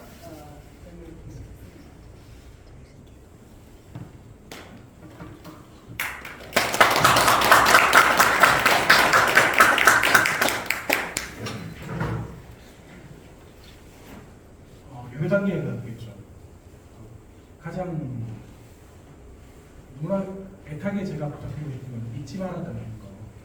조국 사태에 이런 일이 있었다는 거. 잊지 말아달라고 하시는데 한 번씩 되새겨 주시면 좋겠다는 거. 그리고 혹시 기회가 있으면 주변에 전혀 말 안 통하는 사람한테까지 이렇게 붙잡고 얘기를 할 것까지는 아니더라도 어차피 부작용만 되니까 이 사람이면 얘기가 통할 수 있는 사람인데 좀 잘못하고 있는 것 같다. 이런 좋은 기회가 있으면 사실은 그런 게 아니었더라.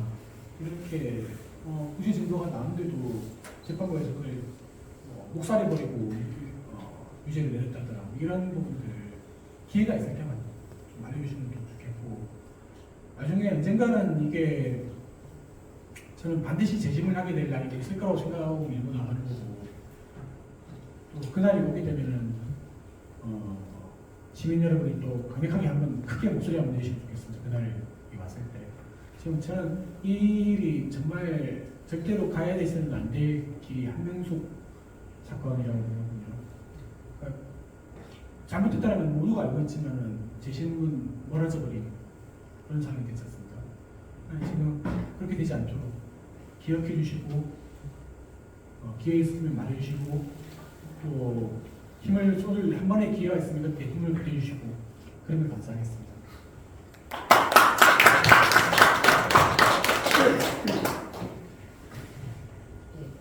이렇게 하나씩 그 질문을 하려고 했더니 두 분이 시간을 많이 쓰셔가지고 지금 시간이 10분이 조금 안 됐고 저희가 30분까지밖에 시간이 없어서 일단 많은 분들이 한번 질문을 받도록 해보겠습니다.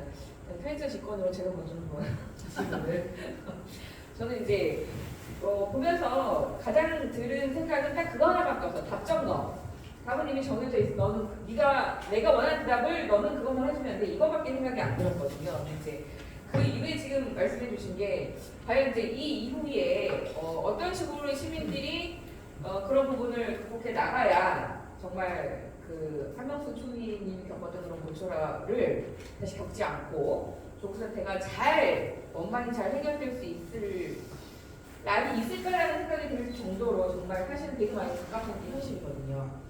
네, 저는 정말 가장 궁금한 건 이게 가장 궁금했어요. 제가 지금 굉장히 정보의 호수 속에 살고 있잖아요. 굉장히 많은 정보, 핸드폰을 봐도 되고 뭐를 봐도 모든 정보가 다 있는데 사실은 이것이 진실인지 거짓인지 이걸 걸러내는 게 사실은 우리들은 할 수 없는 일인데 그럼에도 불구하고 이것은 진실이다 아니면 이것은 거짓이다라는 어떤 팁을 정도는 주실 수 있는지 사실은 그런 게 저희는 가장 궁금하고 이게 거짓인지 진실인지 거짓 혹은 진실 이런 내용을 조금 팁을 주시면 그리고 우리 앞으로 어떤 뭔가를 볼 때 이런 부분은 정말 이걸 받아들이지 않고 한 번 정도는 저희가 생각하고 난 다음에 이게 왜 이런 문제가 나왔을 거라는 거에 대한 어떤 또 다른 꼬리가 이어갈 수 있을까 그런 식으로 조금 국민들이 계몽이 돼야 이런 거짓된 진실을 조금 더 알아내는 데 더 많은 도움이 되지 않을까라는 생각이 들어요.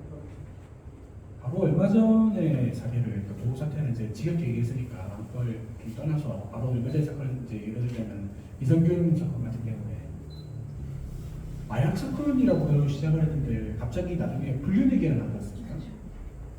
사실 그 순간에 이미 경찰은 마약 사건에서는 발을 뺀 거예요. 이성균을 나쁜 놈 만들어야지 우리가 발을 빼도 우리가 욕을 안 먹으니까. 그렇게 방향 전환을 하는 순간에 거기서 이제 이미 거짓말이었던 거예요. 그 전에 했던 얘기가. 조국 사태도 마찬가지거든요. 사모펀드를 밀고 나가다가 표창장으로 누가 갑자기 막 표창장 때문에 나쁜 놈이라고 이렇게 몰고 나가면 처음부터 들고 나왔던 게 거짓말이었죠.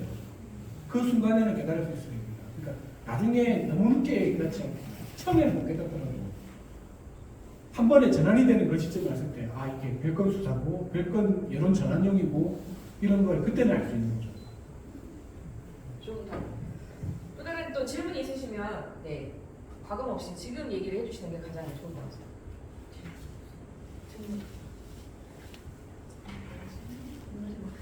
아무도 없으신가요? 이렇게 질문이 없을 수가 없는데. 네. 일단 네, 저는 임혜정 후보님께 좀 질문 좀 드리고 싶어서요. 제가 임혜정 후보님이 이재명 대표님이 성남시장 시절에도 정권에 굉장히 핍박을 받을 때에도 당시 그냥 무소불위의 정권이었음에도 불구하고 굉장히 강하게 막 비판을 해주셨다는 말씀을 들었습니다. 근데 지금도 아까 박주현 대표님이 말씀을 하셨는데 총선에 떨어져도 괜찮으세요? 왜 자꾸 이러세요? 라고 말씀을 하셨는데요. 정치적 누블리를 떠나서 이렇게 과감 없이 이렇게 나오시는 거에 굉장히 박수를 드리는데 이제 혹시라도 당선이 되셨는데요. 표적이 되실 수 있을 것 같아요. 괜찮으십니까?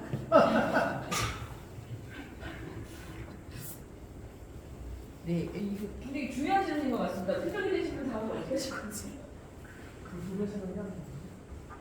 사실은요. 예전에는 못 느꼈어요. 윤석열 정부 이전까지는 진짜 못 느꼈어요. 왜냐면 제가 공보실장을 하고 그랬을 때도 한 번씩 계좌가 이렇게 털리더라고요. 저는. 왜냐면 그때 공보실장 할 때는 카드를 쓸 때도 아니었거든요. 그러니까 선관위에서 정치자금이라는 거를 정당은 어쨌든 국고 보조금을 받는 데니까 그랬는데 근데 이제 체크카드가 생기기 전에 현찰을 많이 갖고 다녔어요.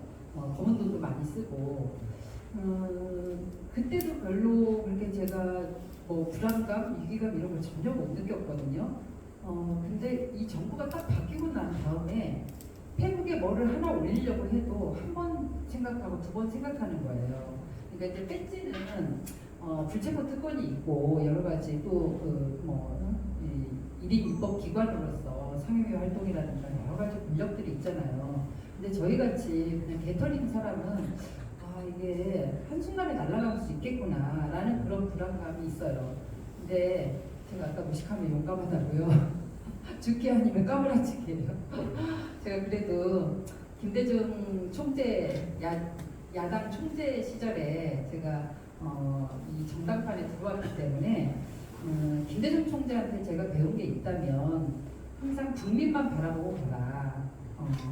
그냥 그때그때 유불리를 따지지 말고 이리이리 하지 말고 그게 늘 있었어요. 그리고 뭐 아무것도 할 수 없다면 담벼락에 침이라도 뱉어라. 그다음에 행동하는 양심, 그다음에 서생적 문제의식과 상행적 현실감각 그런 것들이 늘 머릿속에 있어서 한번 조금 걱정이 됐다가도 제가 어차피 기업에서 뭐 사업을 하는 게 아니잖아요. 비즈니스를 하는 게 아니잖아요. 결국은 역사가 진보하는데 제가 한 걸음이라도 보태기 위해서 지금까지 걸어왔던 거기 때문에 그리고 제가 뭐 배지에 사실은 너무 탐욕스럽게 한 번도 그렇게 생각을 못 해봤어요. 그냥 문재인 정부 청와대에서 2년 차에 이제 출마 권유를 세게 받았고 그 전까지는 저는 스텝으로서 일하는 게 너무 즐거웠어요. 그리고 그걸로 사실은 1급까지 간 거기 때문에 남들이 있는 백 줄 너무 없었어요. 아마 지금 여기 계시는 분 중에 실망하는 분들도 많이 계실 텐데 제가 진짜 그런 줄 없이 공짜로 들어가서 하다 보니까 어떻게 보면 그렇게 해도 별 문제가 없더라고요. 그리고 그때 이재명 성남시장일 때 2012년 이제 대선 때 사실은 이재명 그때 후보한테는 아무도 정당에서 사실은 대선 후보면은 누군가를 마크를 해줘야 되거든요.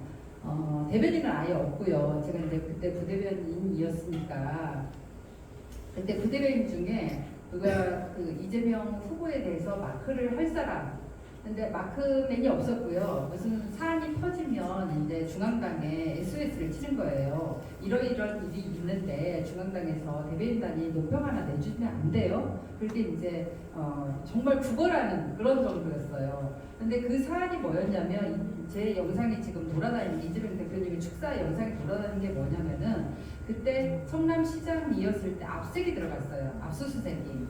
근데 너무 전격적으로 들어간 거예요. 정광석화처럼 들어가서 이건 내가 노평 쓰겠다. 그래가지고 제가 노평을 썼어요. 그때 당시에 그 제 출판기념일 때 이규희 대변인이 유일하게 이재명 그때 시장님을 후보를 이렇게 마크하고 있을 때인데 그러면서 저한테 너무 고맙다는 거예요. 그 고마움을 이번에 출판기념일 때 와서 갚은 거예요. 근데 저한테 오히려 그게 하나의 또 사명감으로 달란트를 줬다고 생각을 하고요. 그 사명감으로 지금도 정치하는 것 같아요. 2번이나 안 됐는데도 떨어졌는데 이렇게 또 나오는 거 보면은 이상입니다.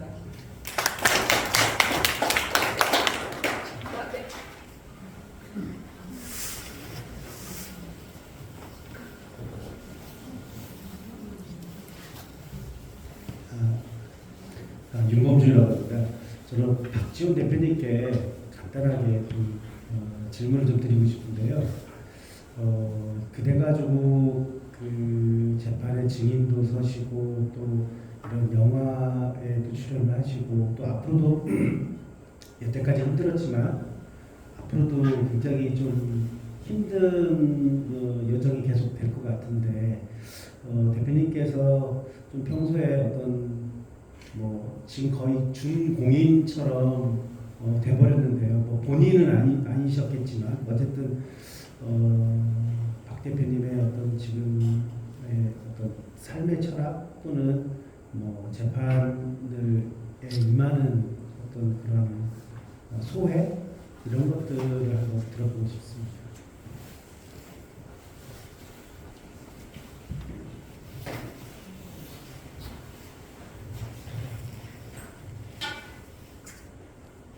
저는 평생 소프트웨어 개발자로 IT 업계에서만 일을 했었고 가끔가다 페이스북에 정치 관련으로 제 맘대로 글을 쓰는 적도 있었지만 이렇게 깊이 들어올 거는 전혀 생각을 못했었고요.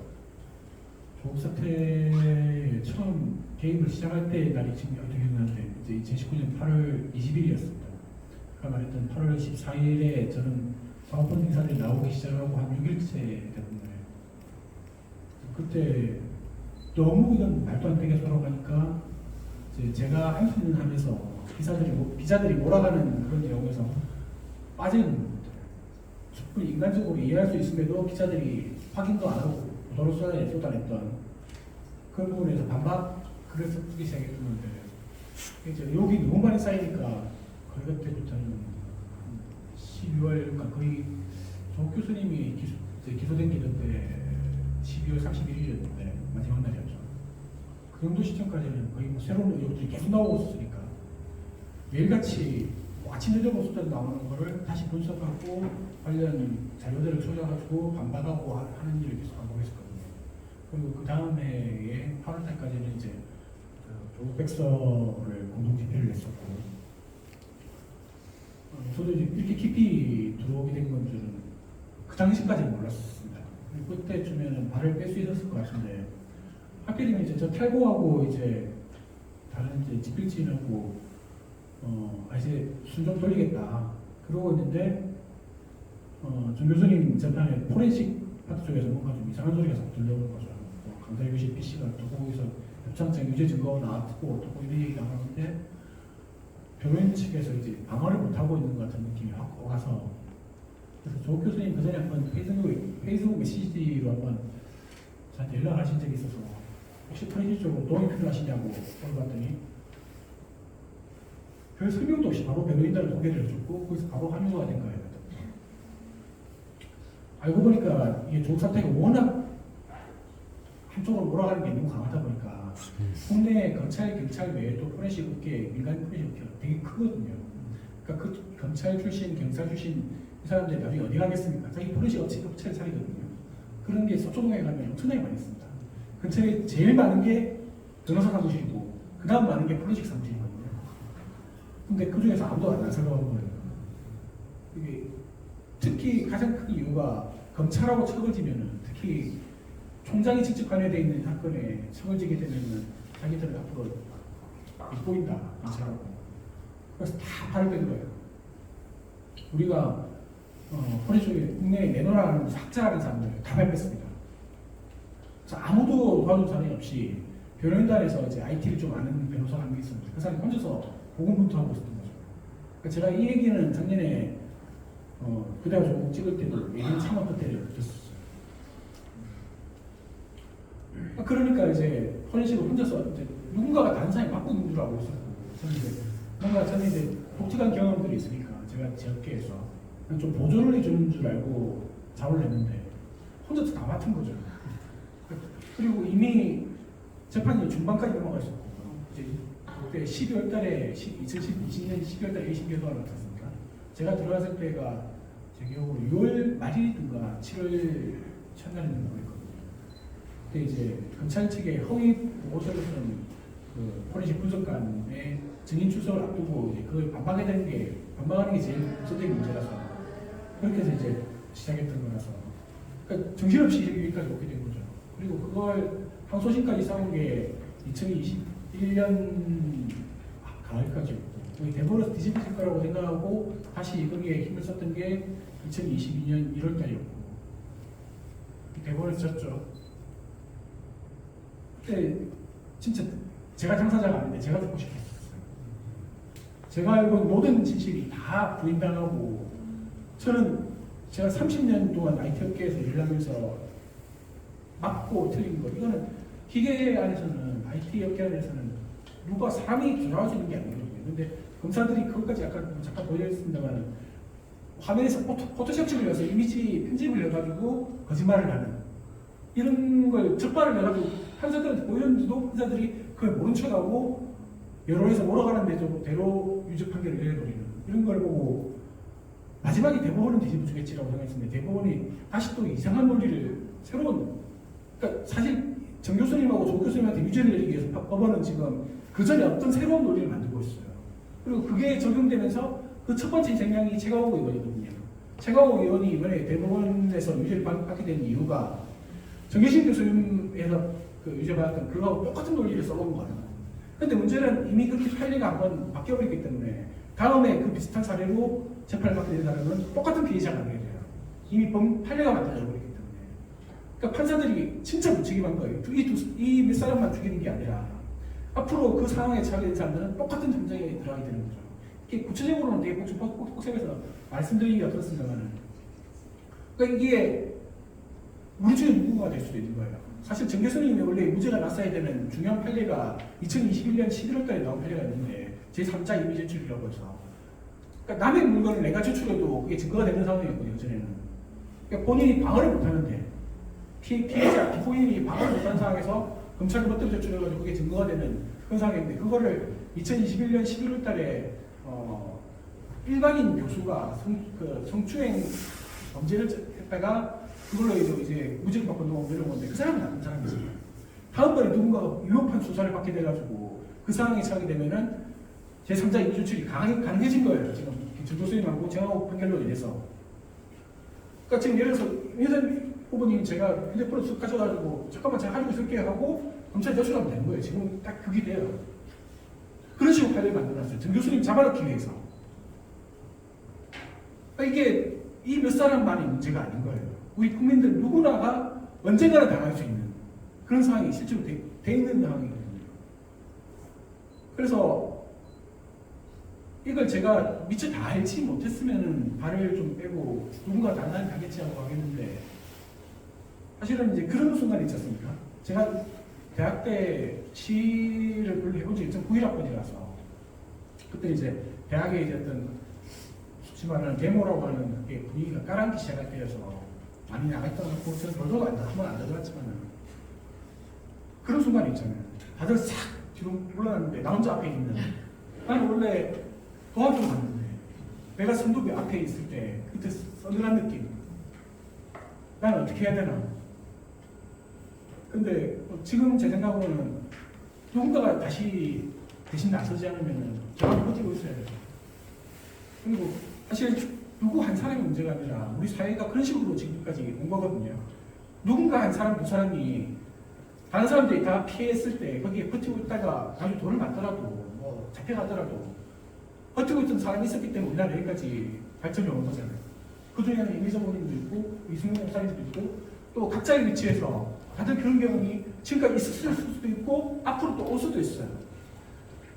그 마지막 순간에 내가 혼자 남았을 때 내가 과연 나도 물러나야겠냐 아니면 한두 발은 물러서더라도 어떻게든지 내가 해볼 수 있는 걸 다 해보느냐 그 결심에서 우리 사회가 다시 한 발을 전진하느냐 후퇴하느냐가 결정이 되는 거죠. 사실 위대한 정치인들이 아니라 그 작자의 위치에서 자기가 할 수 있는 위치를 버티느냐 아니냐 그런 것 같아요. 저는 정말 아쉬운 거는 제가 이 역할을 맡을 정도로 대단한 건 전혀 못해서 제가 기사를 지금 엄청나게 많이 쓰고 있지만 사실은 그렇게 제가 쓰고 있는 주제를 잘 설명할 정도로 잘 쓰지 못하고 IT 업계에서 제가 꽤 이름이 있었지만 사실 저보다 더 뛰어난 사람들이 있었거든요. 제가 아는 사람만 수십 명이에요. 저보다 더 뛰어난 사람들. 저보다 잘 분석했을 사람들도 많이 있고 저보다 더 대단한 사람이 이 역할을 맡았으면 저 20조 왔을 것 같아요. 제가 도망가고 싶어서가 아니라. 근데 어쨌든 다른 사람이 없으니까 저라도 버티고 있어야죠. 이제 제가 IT 업계에 이게 일반적인 영어로 쓰는 개념인지 모르겠는데 플레이스홀더라는 개념이거든요. 거기 직 버티고 있는 사람. 그 위치를 그냥 버티기 위해서 버티고 있는 사람. 그 사람이 최선이 아니지만 플레이솔저라는 개념이 있는데 제가 그런 역할을 하고 있는 것 같아요. 그리고 제가 가장 최선을 할 수 없어도 할 수 있는 데까지는 해봐야죠.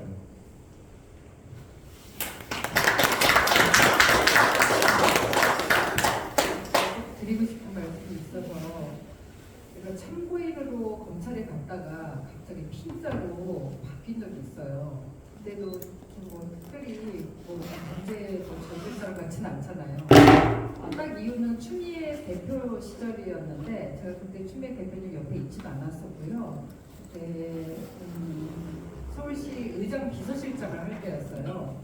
근데 추미애를 잡기 위해서 버블을 하나 잡으면 어쨌든 승진을 하잖아요. 그러니까 추미애를 잡기 위해서 저를 엮더라고요. 근데 문자를 하나 보낸 게 있었어요. 그러니까 그 비서실장이면 이제 공무원이기 때문에 정치 그 중립 의무가 있고 그 의무를 위반한 걸로 딱지를 붙이려고 하는 거예요. 그래서 저는 정말 대수롭지 않게 갔다가 갑자기 피의자로 바뀌면서 핸드폰 바로 포렌식이 들어가더라고요. 그렇게 하면서 되게 힘들었어요. 그래서 결국은 저도 80만 원 벌금을 낸 적이 있어요. 벌금을 낸 거를 갖고 청와대에 들어갈 때 인사검증을 하는데, 그러니까 결국은 이제 시민들도 참 그게 같은 식구인데도 저한테 그 기록이 있어서 당신 좀 힘들지 않겠어? 라는 그런 분위기의 뉘앙스로 저를 얘기하는데 와, 그렇게 서운할 수가 없는 거예요. 와, 다른 사람도 아니고 제가 무슨 뭐 재질이 나쁜 걸로 그런 것도 아니고 그래서 그런 데서 오는 자괴감, 열패감 이런 것들이 굉장히 있었어요. 근데 저는 이제 언론도 꽤 오랫동안 제가 잡지사 기자하다가 이제 정당에 뭐 정공개를 한다고 들어가서 쭉 언론을 이제 상대하면서 그동안 있어왔기 때문에 검찰과 언론이 결탁하면 검은 거래를 하면 우리 사회가 어떻게 망가질 수 있겠구나라는 게 너무 무서운 거예요. 지금도 검찰만 그냥 똑바로 쳤으면 이렇게 안 되잖아요. 근데 검찰은 늘 언론은 특종을 원하고 특종이라는 그냥 사탕 하나를 물려주기 위해서 기자들을 길들이는 거잖아요. 근데 뭐 언론사는 또 특종을 납득을 하면 승진도 안 되고 뭐 안 되니까 그러니까 그 공생 그 검은 공생 관계에서 우리 사회가 그렇게 이루어지기 때문에 이거는 정말 이 기득권은 이미 동맹이 돼 있어서 그 검은 그 보수 기득권 카르텔이 돼 있어서 이건 넘기기가 힘든 것 같아요. 이미 저는 청와대에서 그런 경험을 했잖아요. 그러니까 대통령 권력을 갖고 있어도 이미 보수 기득권 카르텔이 쫙 깔려 있는 상태이기 때문에 이거를 깰 수 있는 거는 결국은 촛불 시민, 깨어있는 시민의 조직된 힘 말고는 없다는 생각이 들어서 저도 이렇게 나서고 있는 거예요.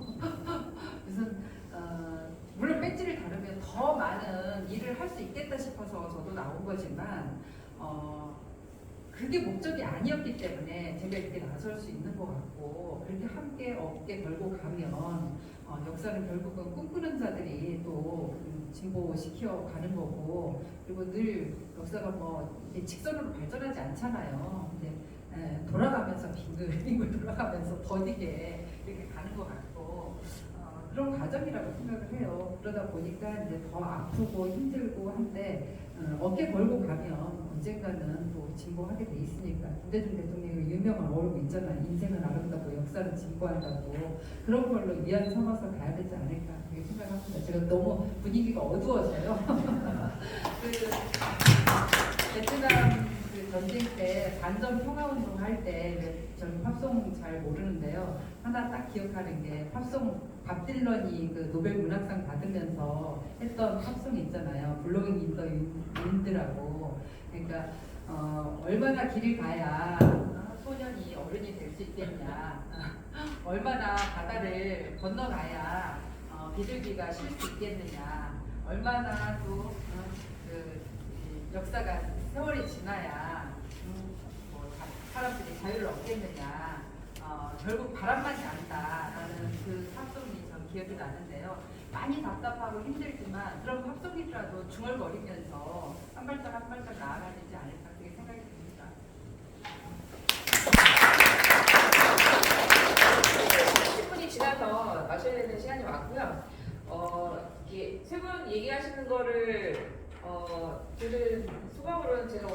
운명과 타이밍에 대한 앞에 말씀을 드렸는데요. 저희가 이제 광주 사태가 일어났을 때 그 흰치우페 그렇죠. 근데 그 외국 그 독일 기자분이 아니었으면 아무도 몰랐을 그 일을 지금 다 누구나 다 알고 있고 광주에 대한 거 그게 이제 그 민주 시민에 대한 어떤 기점이 됐던 것과 그다음에 또 이한열이었죠. 우리 그 연세대 학생 누군가 또 외국 기자였습니다. 외국 기자가 쓴 그 찍은 그 사진 하나가 기폭제가 돼서 전두환이 물러나는 어떤 그런 운명과 타이밍이 오는 순간이 분명히 있을 거라고 저는 생각을 합니다. 그게 멀지 않았으면 좋겠고요. 더 빠른 시일 내에 운명과 타이밍이 맞아져서 우리가 원하는 그런 시대가 왔으면 좋겠다라는 말씀과 함께 이 자리를 마무리하도록 하겠습니다. 오늘 참석해 주셔서 너무 감사드립니다. 감사합니다.